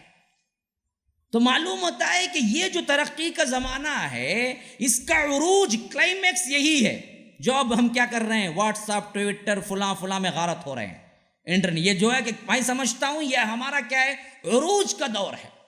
اب اس کے بعد اور تھوڑا کچھ عروج تو ہوگا جہاں پر لیپ ٹاپ بھی اتنا ہو جائے گا، اسے کہ کوئی اسکرین کی ضرورت نہیں ہوگی، کھولیں گے تو دیوار پہ پڑے گی اسکرین، آج بھی آ چکا ہے وہ، تو اسکرین ہی کی ضرورت نہیں، کھولو تو جس دیوار پہ چاہو جتنی بڑی چاہو اسکرین بنا لو، لیپ ٹاپ تم کیا ہے صرف اتنا لیپ ٹاپ رکھو، کام شروع کر دو۔ نینو میں آ رہا ہے پورا، اب شاید وہ ٹیکنالوجی کی دوسری چیز ہے جو نینو میں پہنچے گی، یہ سی صرف اتنا ہوگا بس، اور اتنی کولنگ ہوگی جو تم لگاتے ہو اس سے 1000 گنا زیادہ کولنگ ہوگی، وہ ویسی ایسی تیار ہو چکی ہے، جو تو ہوگی تو اتنی ہی ہوگی لیکن کولنگ، یہ سب چیزیں اور زیادہ دوسری طرف جا رہی، لیکن یہ ایک انتہا ایسی ہے شاید جہاں پر ایک ٹیکنالوجی بڑھتے بڑھتے پھر اس کے بعد دھڑام سے گر پڑے گی، پھر بندہ وہیں پہنچ جائے گا جہاں ٹیکنالوجی کے پہلے تھا، وہی گھوڑا سواری، وہی تلوار، وہی تیر، وہی چھپیر، وہی خیمے، سب وہی پچھلے دور میں پہنچ جائے گا، تب ہی یہ نشانیوں کا آغاز ہوگا شاید، کیونکہ ہمیں احادیث سے یہی ملتا ہے کہ اس زمانے کی جتنی باتیں آئی ہیں وہ سب کے سب کسی ٹیکنالوجی کی طرح اشارہ نہیں کرتے بلکہ اسی جگہ اشارہ کرتے ہیں۔ تو غرض کہ یہاں ہوگا یہ کہ یہ لوگ سب کو قتل کر دیں گے، اوپر بھی کر دیں گے، لیکن جو مسلمان حضرت عیسیٰ کے ساتھ طور پہاڑ پہ ہیں ان کا جینا حرام ہو جائے گا۔ کیوں نیچے نہیں اتر سکتے؟ اب پہاڑ پہ کیا ملے گا جی کھانے پینے کے لیے؟ کتنا سامان لے کے چڑھ سکتے ہیں پہاڑ پہ؟ جتنا ہو سکتا تھا لے کے چڑھ گئے ہوں گے، اب نیچے اترے تو یاجوج ماجوج ہیں۔ تو اسی لیے اللہ کے رسول صلی اللہ علیہ وسلم نے فرمایا ابو ہریرہ کی روایت کے مطابق کہ ایک گائے کے سر کی قیمت 100 دینار ہو جائے گی، اتنا قیمتی ہو جائے گا۔ 100 دینار پتہ ہے، 100 سونے کے سکے، خالی ایک سر کی قیمت۔ کیوں؟ کھانے کو کچھ نہیں ملے گا، لوگ تڑپ رہے ہوں گے، نیچے نہیں اتر سکتے لینے کے لیے، نیچے تو یہ بدبخت ہیں، تو تنگی بہت ہو جائے گی کھانے پینے کی، یہاں تک کہ سب مل کے کہیں گے حضرت عیسیٰ سے کہ آپ دعا کریں یہ بلا سے نجات پائیں ہم، تو سب مل کے دعا کریں گے، تو اللہ تبارک و تعالی اس وقت اطمینان دلائے گا کہ اے عیسیٰ میں بہت جلد زمین کو ان سے پاک کر دوں گا۔ پھر اس کے بعد اللہ کے رسول صلی اللہ علیہ وسلم کہتے ہیں ان کو گردن کے اندر ایک بیماری دے گا، کیڑے پڑ جائیں گے ایک قسم کی۔ گردن میں ایک بیماری پہلے بھی عربوں میں آتی تھی اور ایک کینسر ہی کی شکل ہے شاید، کہ اس میں کیا ہوتا ہے کہ فوری طور پر پوری گردن میں وہ کیڑے کھا جاتے ہیں، اور آپ کو معلوم ہے گردن سب سے نازک حصہ ہے جسم کا، جہاں پر کوئی رگ کٹ گئی تو مر جاتا ہے بندہ۔ تو اللہ کے رسول صلی اللہ علیہ وسلم نے فرمایا یہ بیماری آنے واحد میں پھیلے گی اور وہ ایسے مر جائیں گے جیسے ایک انسان مر جاتا ہے۔ اتنی بڑی قوم ایک لمحے کے اندر یہ بیماری میں مبتلا ہوگی، اور ایک انسان جیسے مرتا ہے ویسے پوری قوم کی پوری قوم مر کے زمین میں پڑی ہو جائے گی، سب مر جائیں گے۔ جب یہ مر جائیں گے تو زمین میں قدم رکھنے کے لیے کوئی جگہ نہیں ہوگی صرف ان کی لاشوں کے علاوہ، اور یہ پڑے رہیں گے تو سڑانڈ اور بدبو وبائیں پھیلنا شروع ہو جائیں گی۔ تو اللہ تبارک و تعالی حکم دے گا حضرت عیسیٰ کو یہ تو مر گئے، اب نیچے آ جاؤ۔ جب وہ نیچے اتر کے آئیں گے تو یہ قدم زمین کا حصہ بھی خالی نہیں ہوگا جس پہ یہ قدم رکھ سکے، صرف یہ مردار ہی پڑے ہوئے ہوں گے، ان کے ہی مردے ہوں گے۔ تو اس وقت حضرت عیسیٰ کہیں گے اے اللہ اس بلا سے بھی نجات دے، ہم کیا کریں گے، کہاں قدم رکھیں گے، ان کی لاشیں تو پڑی ہوئی ہیں ہر جگہ۔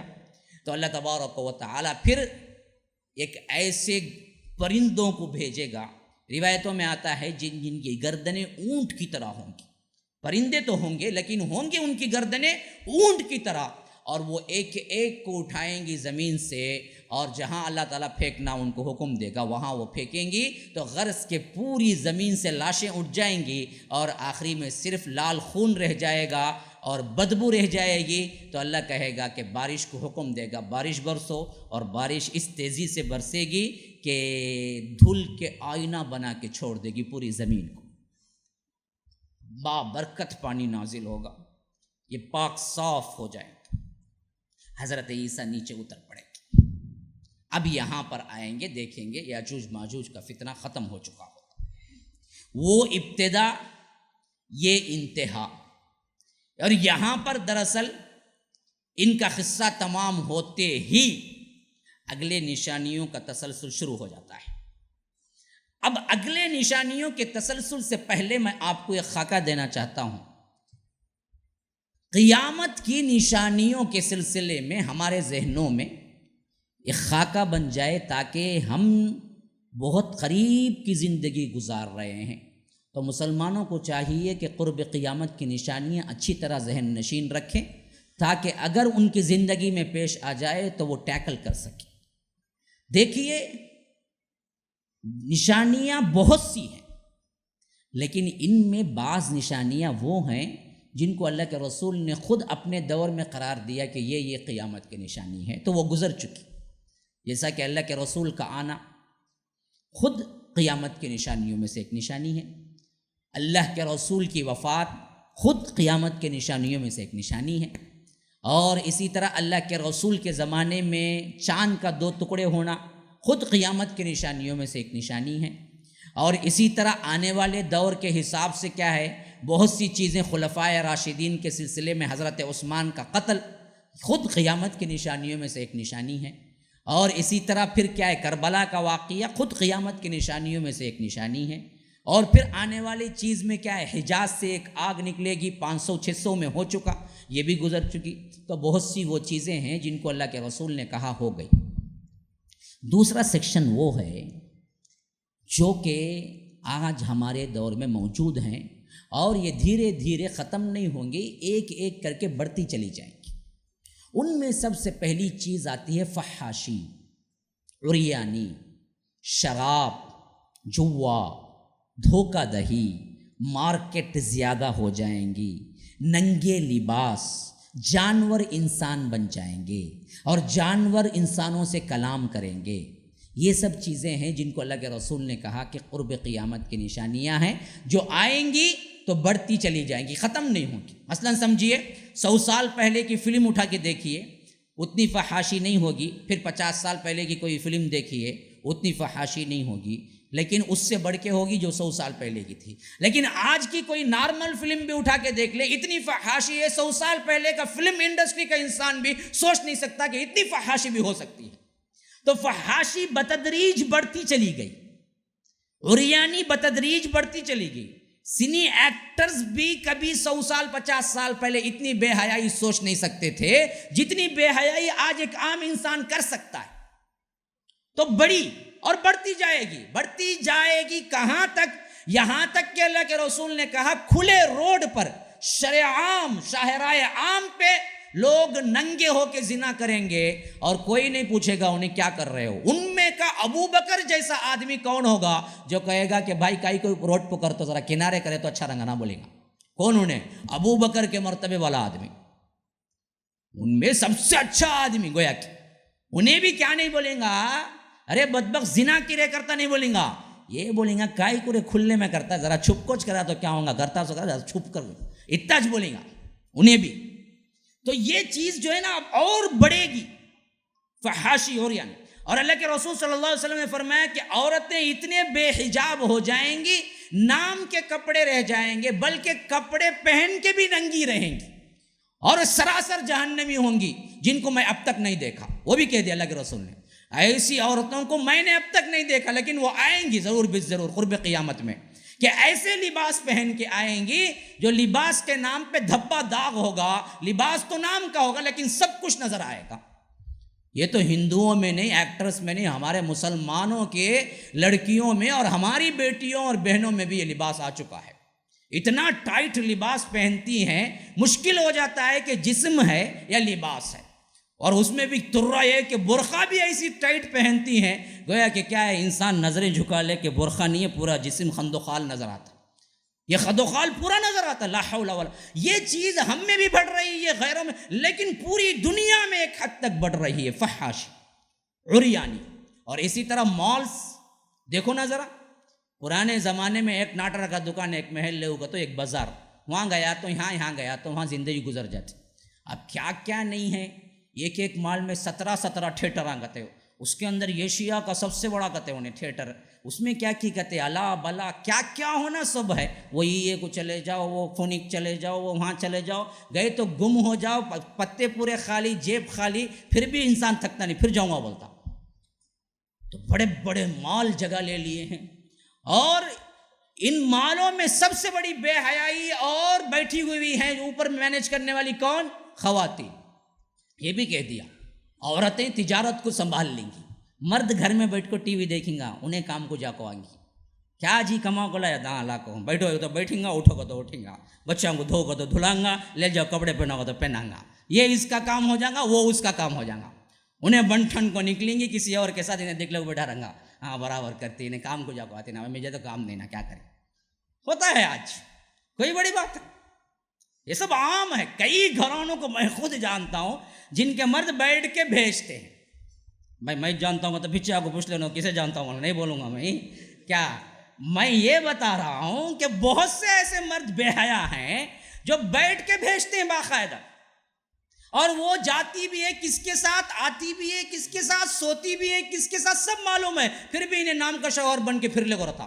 ارے بے وقوف، تیری بیوی کیا کیا کرتی معلوم بھائی، کیا کریں گے، انہیں اتنا کما کو دیتی، میں چپکے سائڈ میں بیٹھتا سو، اس کے کتے کی ہی کتا انہیں. لا حول ولا قوت. اب یہ چیز عام ہو گئی ہمارے ایریے میں، مسلمانوں کے ایریے میں.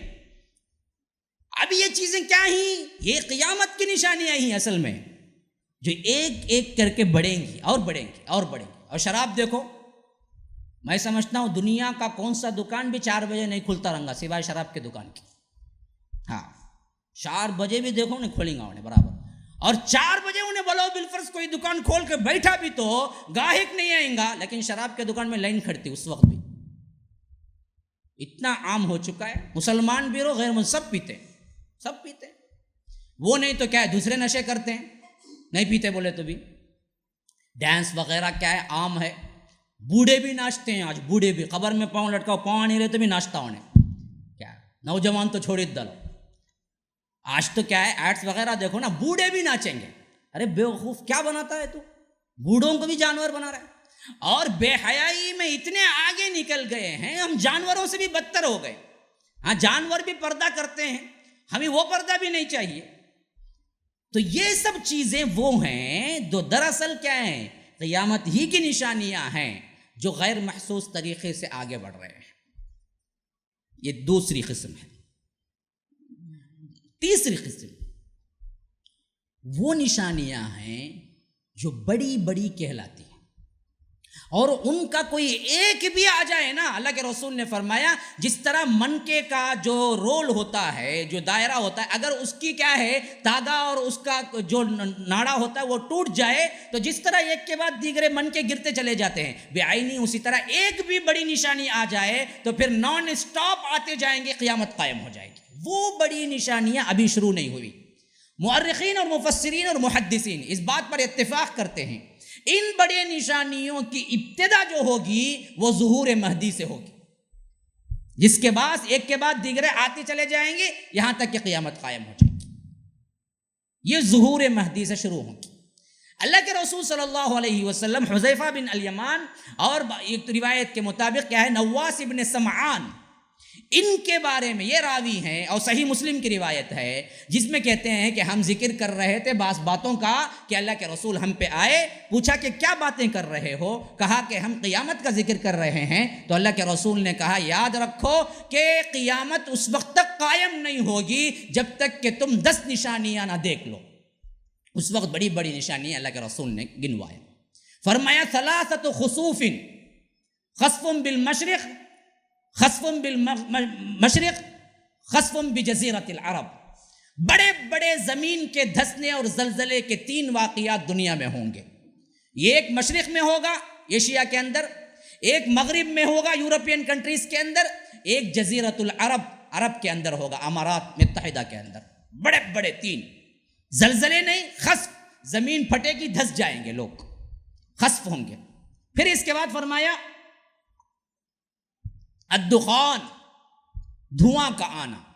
ایک ایسا دھواں نکلے گا جو پوری کائنات پہ چھا جائے گا، جس سے کافر کئی مریں گے، لیکن مسلمانوں کو صرف اتنی شکایت ہوگی کہ زکام جیسے ہوتا ہے، سردی ہو گئی تو کیا ہوتا ہے، اس طرح کا کیا ہے نقصان پہنچے گا، اس کے علاوہ کچھ نہیں پہنچے گا. لیکن پورا آسمان دھواں دھواں ہی نظر آئے گا. وہ ایک بڑی نشانی ہے الدخان. پھر فرمایا وہ دجال، جس کے بارے میں تفصیل میں نے بیان کر دی. پھر فرمایا وہ دابہ، ایک جانور زمین پھاڑ کے نکلے گا، اور اس کا ذکر قرآن میں بھی ہے. وَإِذَا وَقَعَ الْقَوْلُ عَلَيْهِمْ أَخْرَجْنَا لَهُمْ دَابَّةً مِّنَ الْأَرْضِ. اس وقت کو یاد کرو جب کیا ہے زمین پھاڑ کے ایک جانور نکلے گا تمہارے ہاں سے. روایتوں میں یہ بات ثابت ہے، یہ جانور مکے کے حرم کے اندر نکلے گا چاش کے وقت، بالکل ضحیٰ کا وقت، 10 یا 8 بجے کا وقت ہوگا. لوگ طواف کر رہے ہوں گے، رکن یمانی اور مقام ابراہیم کے درمیان زمین پھٹے گی اور جانور نکلے گا. بالکل عجیب و غریب ہوگا جانور وہ. اور وہ جانور جب نکلے گا تو وہ اتنا واضح طور پر کافر اور مشرک کو الگ کر دے گا، مسلمان کو الگ کر دے گا، کہ لوگ اس کے بعد اس پر ایمان لانا بھی شروع کر دیں گے تو اللہ ایمان قبول نہیں کرے گا. تو وہ باقاعدہ بات کرے گا لوگوں سے. کیا کلام کرے گا؟ ان الناس کانوا بآیاتنا لا یوقنون. بدبختو تم تھے یہ لوگ جو اللہ کی آیتوں پر یقین نہیں رکھتے تھے. پھر یہ کہہ کے وہ خود کیا ہے، سیل گویا کہ مہر لگائے گا فلاں کافر، اور باقاعدہ کافر لکھے گا، مومن کو مومن لکھے گا پیشانی پر. تو ہر ایک سے مل کے وہ کافر کو کافر لکھے گا، مومن کو مومن لکھے گا. اس طرح بالکل صاف ہو جائے گی بات، لوگ اس وقت ایمان لائیں گے. تو اللہ کے رسول نے فرمایا کہ لا ينفع نفسا ایمانها لم تکن آمنت من قبل او کسبت فی ایمانها خیرا، کہ اس کے بعد اللہ تبارک و تعالی کیا نہیں کرے گا، توبہ قبول نہیں کرے گا.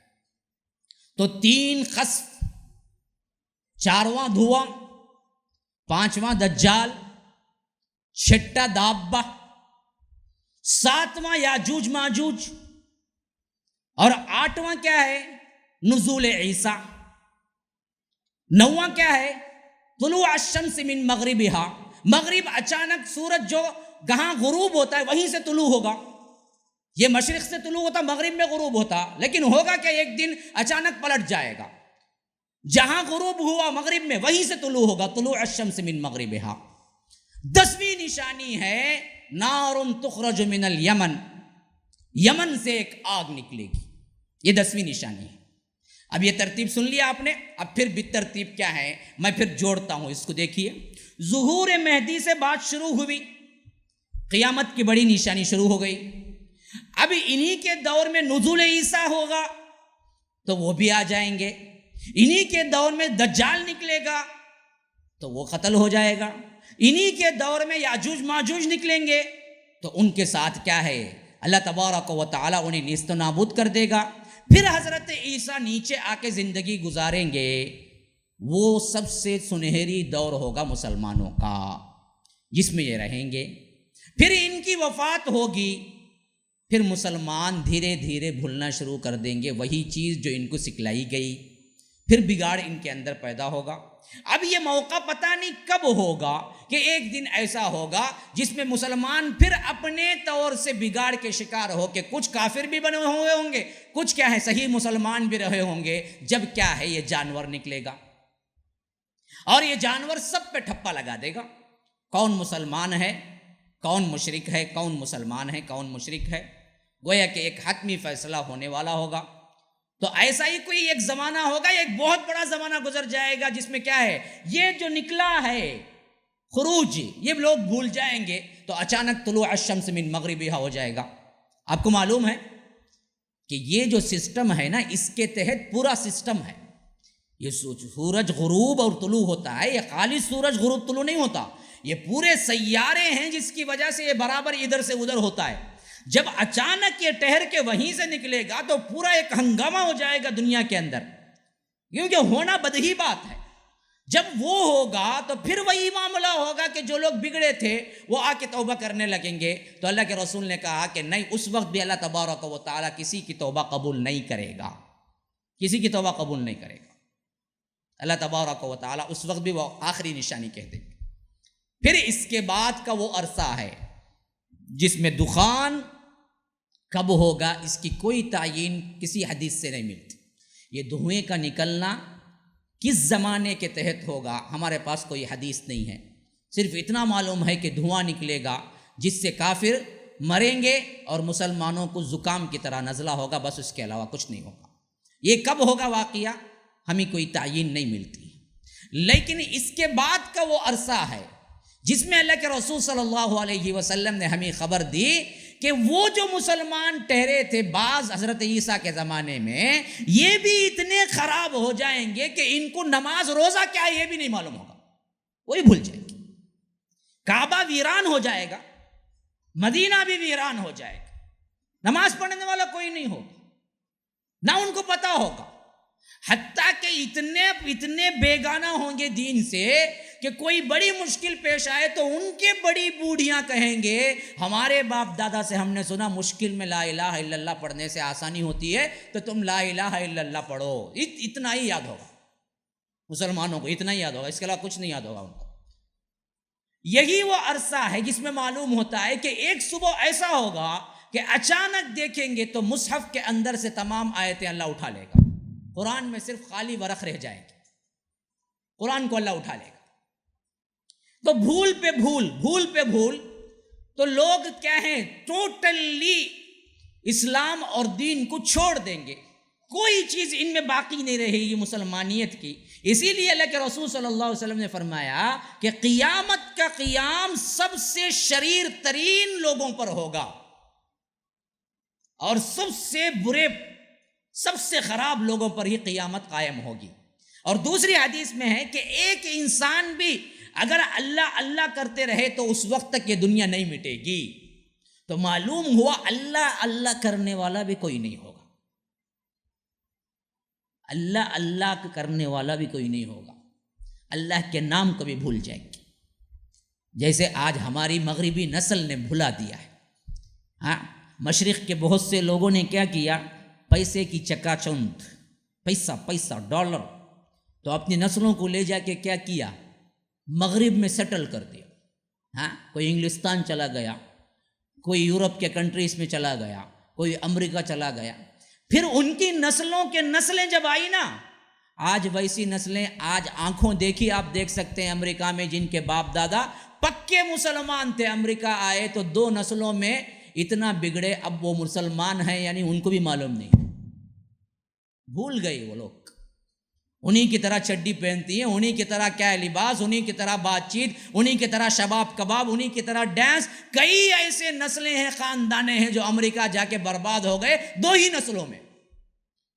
دادا جب آئے تھے داڑھی تھی، مسلمان تھے، لیکن وہاں بسے ایسے کہ وہیں کے ہو کے رہ گئے، بھول بھی گئے کہ مسلمان ہیں یا نہیں ہیں ہم، یہ بھی پتہ نہیں. نسلیں برباد ہو اور نسلوں کے ہاں سے دین ہی مٹ گیا. آج ہم بڑے شوق سے دیکھتے ہیں کہ ہمارا بیٹا سیٹل ہو جائے امریکہ کو. کیوں؟ تمہاری نسل برباد ہو جائے، مسلمانیت بھی کھو دے، کم از کم نشانی جو ہوتی ہے وہ بھی بھلا دے. وہ کسی گوری سے شادی کر کے اپنی کیا ہے نسل کو بڑھا لے اور برباد کر دے، تمہارے بچے عیسائی بن جائیں. ایسے کئیوں کے ہو گئے، پھر بھی ہمیں عقل نہیں آتی، ہم یہی کہتے رہیں اور اسی خواہش میں رات دن کیا ہے کوشش کرتے ہیں کہ بیٹا یورپ چلا جائے، بیٹا امریکہ چلا جائے، فلاں بن جائے. جب جا کے وہ کسی عیسائی سے شادی کر کے عیسائی اولاد کو لے کے گھر میں قدم رکھتا نا، تب واویلا کرتے ہیں، سر پکڑ کے بیٹھ جاتے ہیں، میں کیا کیا سوچا تھا، میں کیا کیا کیا تھا، میرا بیٹے کا بیٹا ہی عیسیٰ بن گیا. تو عیسائی تو نے ہی تو بنایا تھا، پہلے کیوں بھیجا تھا؟ تو اپنے ہاتھوں سے کیا تھا. یہ ابتدا جو ہے نا آج سمجھنے کی، یہ اس سے سمجھو جب قیامت قائم ہوگی. یہ کیوں یہ نشانیاں اتنی چیز کھلے عام آپ کو میں بیان کر رہا ہوں، اللہ کے رسول نے ہمیں دیا اس وجہ سے کہ بچو، جتنا ہو سکتا ہے بچنا ہے، بچو، اپنی نسل کی حفاظت کرو، ذمہ داریاں لگاؤ، بچوں میں ایمان عمل دیکھو. مسلمانیت ہمارا ترہ امتیاز ہے، مسلمانیت ہم چھوڑ نہیں سکتے، دنیا کی ہر خوشی سے اور چھوڑ سکتے ہیں، یہ چیزیں ہمارے اندر پیوست ہونی چاہیے، نہیں ہوتا، یہ نہیں ہوتا ہے، یہی مسئلہ ہے سب سے بڑا۔ تو یہی حال ہوگا قیامت کے قائم ہونے کا۔ قیامت اس وقت تک قائم نہیں ہوگی جب تک کہ کوئی بھی اللہ اللہ کرنے والا نہ ہوگا، اگر ہوگا تو قیامت قائم نہیں ہوگی، لیکن بھول اتنی طاری ہوگی کہ آخر کار نسلاً بعد نسل بھولتے بھولتے بھولتے اللہ کے نام کو بھی بھول جائیں گے لوگ، صرف شریر لوگ، شر پسند لوگ باقی رہ جائیں گے اور اپنے کاموں میں مگن، مصروف، ہلچل، یہی چیز ہوگی جو آج ہماری دنیا میں کیا ہے، ہم کو کیا ہے، مصروف رکھتی ہے۔ تو اسی وجہ سے بعض جگہ اللہ تبارک و تعالیٰ نے اشارہ دیا ہے کہ قیامت جب آئے گی تو اچانک آئے گی، حالانکہ اچانک نہیں آئے گی، بہت سی نشانیاں، لیکن اتنی نشانیاں دیکھنے کے باوجود بھی جو آخری لوگوں پر قائم ہوگی ان کو اچانک ہی لگے گا، کیوں؟ وہ پھر بھول جائیں گے۔ تو کیسے قائم ہوگی؟ تو اللہ کے رسول صلی اللہ علیہ وسلم نے ہمیں بتایا تھا کہ وہ قائم ہونے کا دن تو مجھے معلوم ہے وہ جمعہ کا دن ہوگا، جمعہ کے دن ہی قیامت قائم ہوگی۔ اور یہ بھی اللہ کے رسول صلی اللہ علیہ وسلم نے بتایا قائم ہونے کی ابتدا سور سے ہوں گی، تو مجھے وہ شخص بھی معلوم ہے جو سب سے پہلے سور کی آواز سنے گا، وہ ایک بوڑھا ہوگا جو اپنی دیوار کی مرمت کر رہا ہوگا، پیسٹنگ کر رہا ہوگا، ایک بوڑھا اپنی دیوار کو پیسٹ کر رہا ہوگا، مٹی لگا رہا ہوگا، جو سب سے پہلے سن کے بے ہوش ہو کے گر پڑے گا۔ اللہ کے رسول صلی اللہ علیہ وسلم نے بتایا یہ قیامت کے سور پھونکے جانے سے بھی، اور یہ طلوع الشمس من مغربها، مغرب سے سورج نکلنے سے بھی درمیان میں وہ ہے جو اللہ کے رسول نے فرمایا نار تخرج من الیمن، یمن سے ایک آگ نکلے گی، اور وہ کیا کرے گی؟ وہ آگ لوگوں کو بھگا بھگا کے شام میں لے جا کے سیٹل کرے گی، پوری دنیا سے کھینچ کھینچ کے لے جائے گی انہیں شام، اور ایسے پیچھے لگے گی تو فرمایا کہ تقیل معہم حیث قالوا تبیت معہم حیث باتوا، جہاں یہ قیل اللہ کریں گے وہاں یہ قیل اللہ کرے گی، جہاں یہ رات گزاریں گے وہاں یہ رات گزارے گی، چھوڑے گی نہیں، پیچھے پیچھے چلے گی ان کے وہ آگ، اور انہیں لے جا کے دنیا کے کونے کونے سے لے جا کے حشر میں جمع کرے گی جو شام ہوگا۔ تو اس سے معلوم ہوتا ہے کہ دو حشر ہیں ہمارے اصل میں، ایک حشر ہے دنیا کا، ایک حشر ہے آخرت کا۔ قبر سے اٹھنے کے بعد جہاں جمع ہوں گے نا وہ آخرت کا حشر ہے، دنیا ہی کی زندگی میں ایک جگہ جمع ہوں گے وہ ہے دنیا کا حشر، اور وہ حشر ہے شام کا علاقہ۔ پوری کائنات میں سے جتنے لوگ بکھرے ہوئے ہوں گے ان سب کو کھینچ کھینچ کے لے جائے گی یہ آگ۔ کہاں لے جائے گی؟ اصل وہاں پر جہاں پر اللہ کے رسول نے حشر ہونے کا اعلان کیا، شام۔ اور اللہ کے رسول ذکر کرتے ہیں مسلم کی روایت کے مطابق جانے والوں میں بھی کئی فریق ہو جائیں گے، بعض لوگ ہوں گے وہ جن کے پاس سواریاں ہوں گی، وہ بھی چلیں گے، لیکن تنگی کی وجہ سے کبھی چلنا بھی پڑے گا، کبھی سوار بھی ہونا پڑے گا۔ بعض لوگ وہ ہوں گے جو سوارے پر دو اشخاص تیار ہو کے بیٹھ کے جائیں گے، جگہ نہیں ملے گی۔ بعضوں کے پاس کیا ہوگا، ایک سواری ہوگی، تین ہوں گے، مشکل پڑ کے جائیں گے۔ بعضوں کے پاس کیا ہوگا، 4 ہوں گے، ایک سواری ہوگی۔ بعضوں کے پاس کیا ہوگا، 4 نہیں بلکہ 10 افراد ہوں گے، ایک سواری ہوگی۔ بعضوں کے پاس کچھ بھی نہیں ہوگا، انہیں صرف آگ ہی ڈھکیل کے لے جائے گی۔ آگ آئے گی، آگ کے ڈر سے بھاگیں گے، جہاں رکیں گے آگ بھی وہیں رکے گی، انتظار کرے گی۔ قیل اللہ بولتے ہیں دوپہر کے کھانے کے بعد سونے کو۔ اللہ کے رسول نے فرمایا تقیل معہم حیث قالوا، جہاں یہ قیل اللہ کریں گے وہیں آگ بھی قیل اللہ کرے گی، ٹھہر کے انتظار کرے گی، پھر اٹھتے ہی پھر پیچھے بھگائے گی۔ تبیت معہم حیث باتوا، بات یبیت کا مطلب ہے رات گزارنا۔ یہ رات کہاں گزاریں گی وہیں پر یہ آگ بھی رات گزارے گی، اس وقت انتظار کرتی رہے گی، جب اٹھیں گے تو پھر بھگائے گی۔ تو اس طرح ان سب کو بھگا بھگا بھگا بھگا کے ایک جگہ ان پر کیا ہے باقاعدہ فٹ ہو جائے گا، وہ ہے دنیا کا حشر جو شام ہوگا۔ آج دیکھیے نا، آپ ذرا اندازہ لگائیں، سب سے زیادہ فساد اور سب سے زیادہ انسانی قتل جہاں ہو رہا ہے نا، وہ شام ہے۔ آج دیکھو، یہ داعش کا مسئلہ ہو، اس سے پہلے کا ہو، اور اسی طرح کیا یہ بدبخت جو ہے اب اسد، اس کا مسئلہ ہو، یہ پکا علوی ہے، جو علی کو اللہ بولتا ہے وہ ہے یہ بشار الاسد۔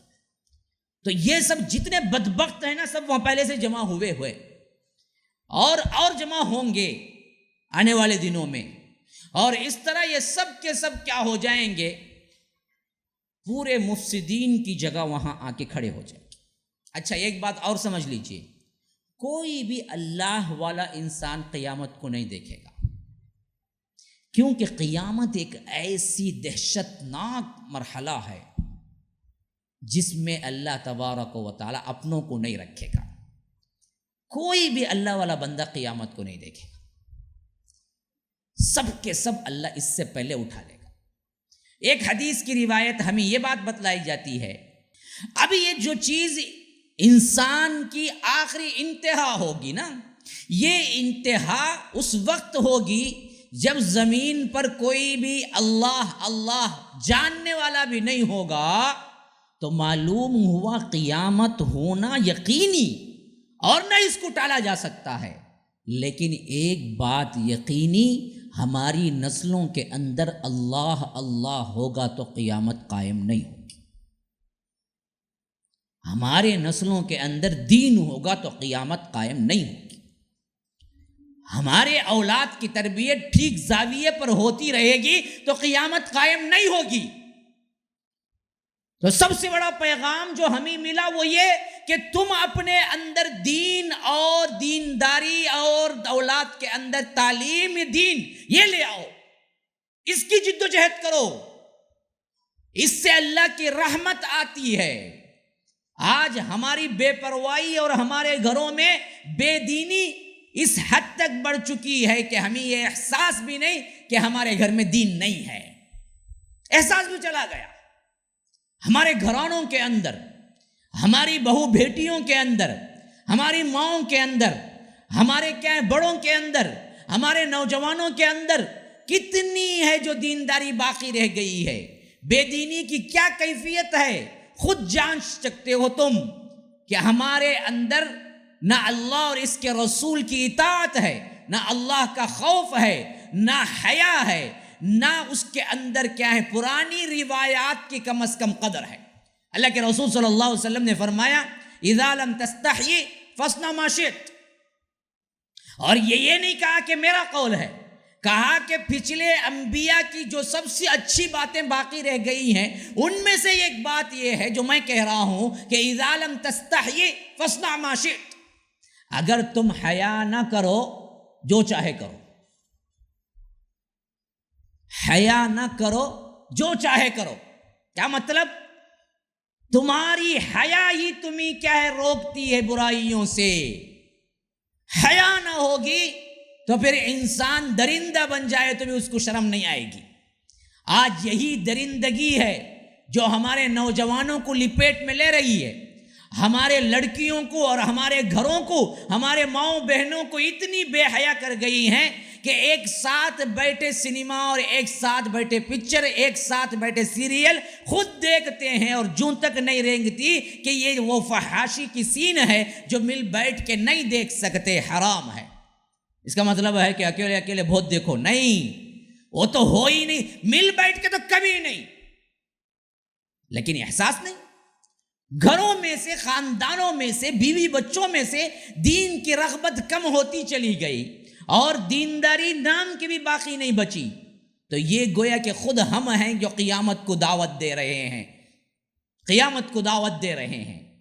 اس کے لیے تمہارا سب سے اہم چیز جس پر تمہیں کیا ہے متوجہ ہوشیار ہونا ہے، وہ کیا ہے؟ گھر کے اندر دین لاؤ۔ شادیاں ہوتی ہیں 6 مہینے نہیں رہ پاتے، طلاقیں ہوتی ہیں۔ شادیاں ہوتی ہیں بڑے دھوم دھام سے، 3 مہینے نہیں رہ پاتے، میاں بیوی الگ ہو جاتے ہیں. ہر ایک شاکی ہے ہر ایک سے. بیوی شاکی ہے شوہر سے, شوہر شاکی ہے بیوی سے. کیوں؟ بچے شاکی ہیں باپ سے, باپ شاکی ہے اپنی اولاد سے. کیوں؟ کتاب و سنت پہ چلنے والا کوئی نہیں ہے, کوئی نہیں ہے. سب اپنے حق کا نعرہ مارتے ہیں, دوسروں کے حقوق دینے کے لیے تیار نہیں ہوتے. ورنہ تو وہ زندگی جو رسول اللہ صلی اللہ علیہ وسلم نے دی تھی وہ تو ایک کامیاب زندگی تھی میاں بیوی کی, لیکن اب زیادہ تر ٹوٹتی ہوئی نظر آتی ہے. کیوں؟ اس وجہ سے کہ حقوق ادا کرنے کے لیے تیار نہیں, بلکہ پہچانتا بھی نہیں کوئی بندہ. دینداری ختم, نہ کوئی سیکھتا ہے, نہ کوئی سمجھتا ہے, نہ کوئی عمل کرتا ہے, اپنی منمانی کرتا ہے, تو رشتے ٹوٹ جاتے ہیں. یہی حال بچوں کی تربیت کا بھی ہے, یہی حال کیا ہے بڑوں کے ادب کا بھی ہے. جہاں بھی جاتا ہوں نا میں, مجھ سے اپیل ہوتی ہے کہ مولوی صاحب ماں باپ کے احترام و خدمت کو کوئی آواز بولو. اب میں تقریباً 2-3 جمعہ تقریباً میں لگاتار باہر رہا ہوں, تو وہاں کے جو منتظمین ہوتے ہیں مجھ سے بولتے ہیں کہ ماں باپ کی خدمت اور اہمیت پر گفتگو کرنا نہ بھولیے. میں ان سے یہی پوچھتا ہوں, وہ اولاد ہی کیا جو ماں باپ کی اہمیت اور احترام نہ رکھے, تو پھر بڑے کیسے بنی؟ خراب تو آپ نے کیا. جب بچپن میں ڈالتے تو وہ آج یوں نہیں ہوتی. ہر باپ شاکی ہے اپنی اولاد سے کہتا ہے کہ ذرا مولوی صاحب اسے سدھارو, یہ مجھے اہمیت نہیں دیتا. ایک یہ واقعہ ہے, ایک وہ واقعہ ہے جہاں حسن بصری کا آتا ہے رحمہ اللہ کا, جبکہ وہ پورے اپنے عروج کے زمانے میں تھے.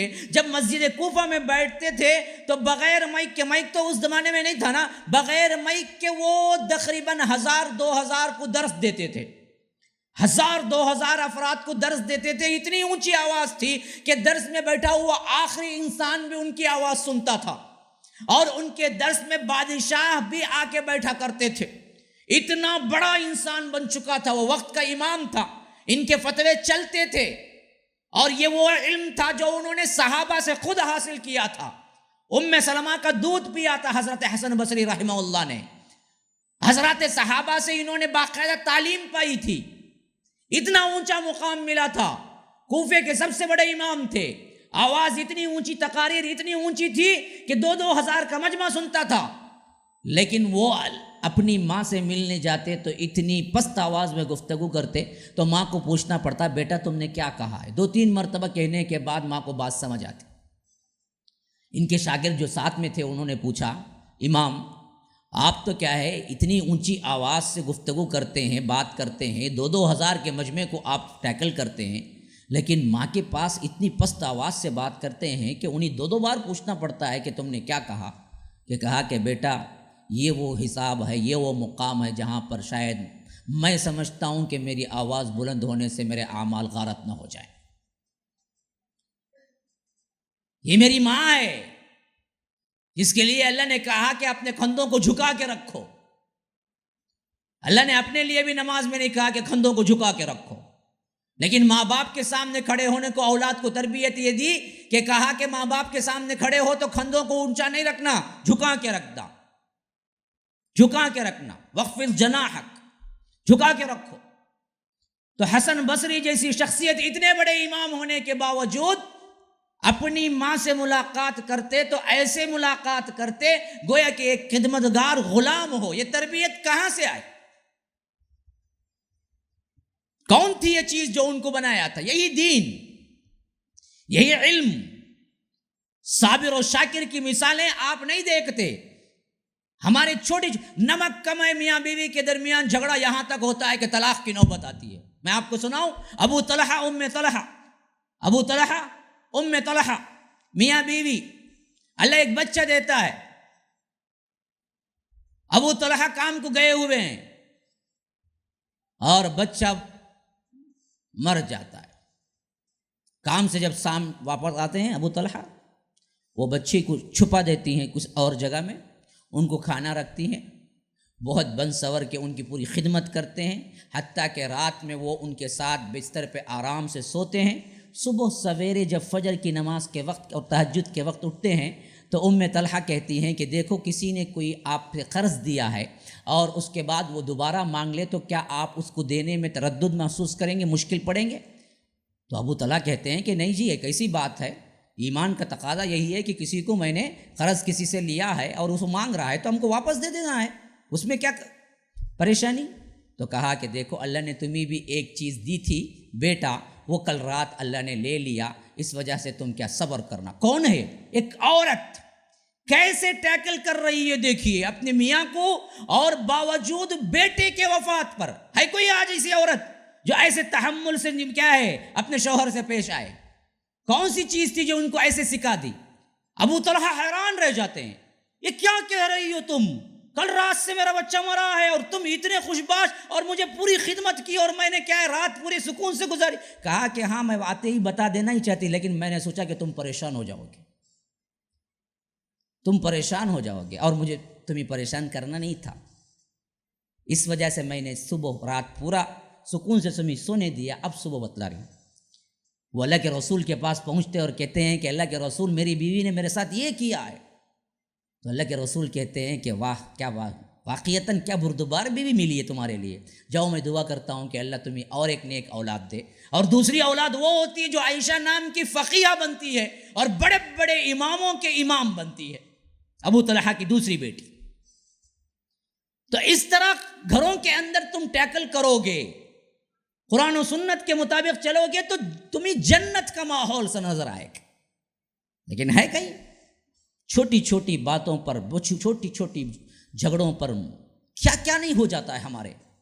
کیوں علم نہیں ہے۔ یاد رکھو یہی وہ کاز ہے جو آخرت تمہارے لیے قیامت کا قیام عمل میں آئے گا۔ ہم اپنے اولاد کی تربیت سے غافل ہیں، اپنے گھروں کی تربیت سے غافل ہیں، اپنی بیویوں کی تربیت سے غافل ہیں، اپنے ماں باپ کے ادب سے غافل ہیں۔ یہ علم ہے جو انسان کو سکھاتا ہے، اس کو نہیں چھوڑنا ہے۔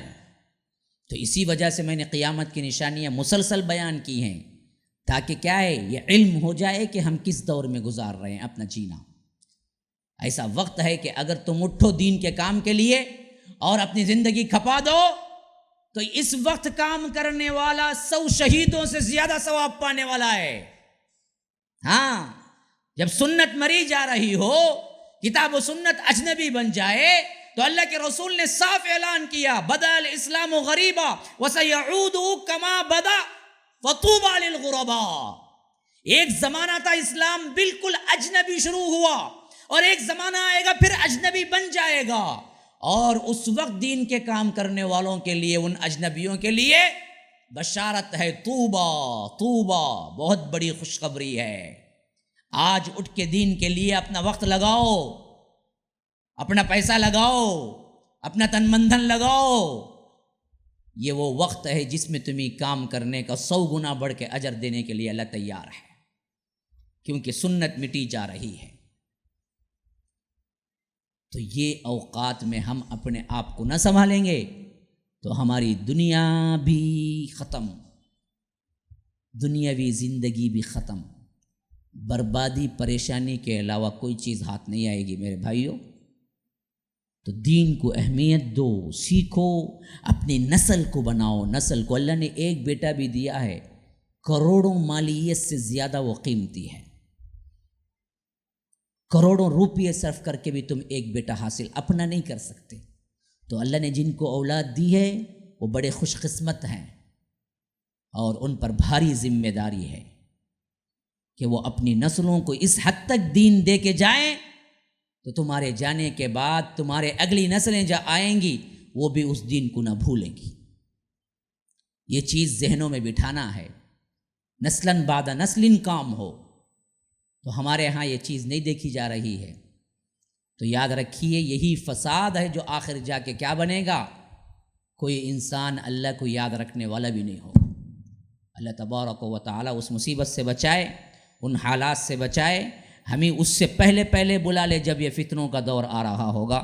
اللہ تبارک و تعالی جب تک رکھے، ایمان اور اسلام پہ رکھے، جب اللہ تبارک و تعالی بلا لے تو ہماری زبان پہ کلمہ توحید لا الہ الا اللہ ہو. ھذا وباللہ توفیق صلی اللہ وسلم علی نبینا محمد. اسأل اللہ لی ولکم ولسائر المسلمین من کل ذنب فاستغفروه انہ هو الغفور الرحیم.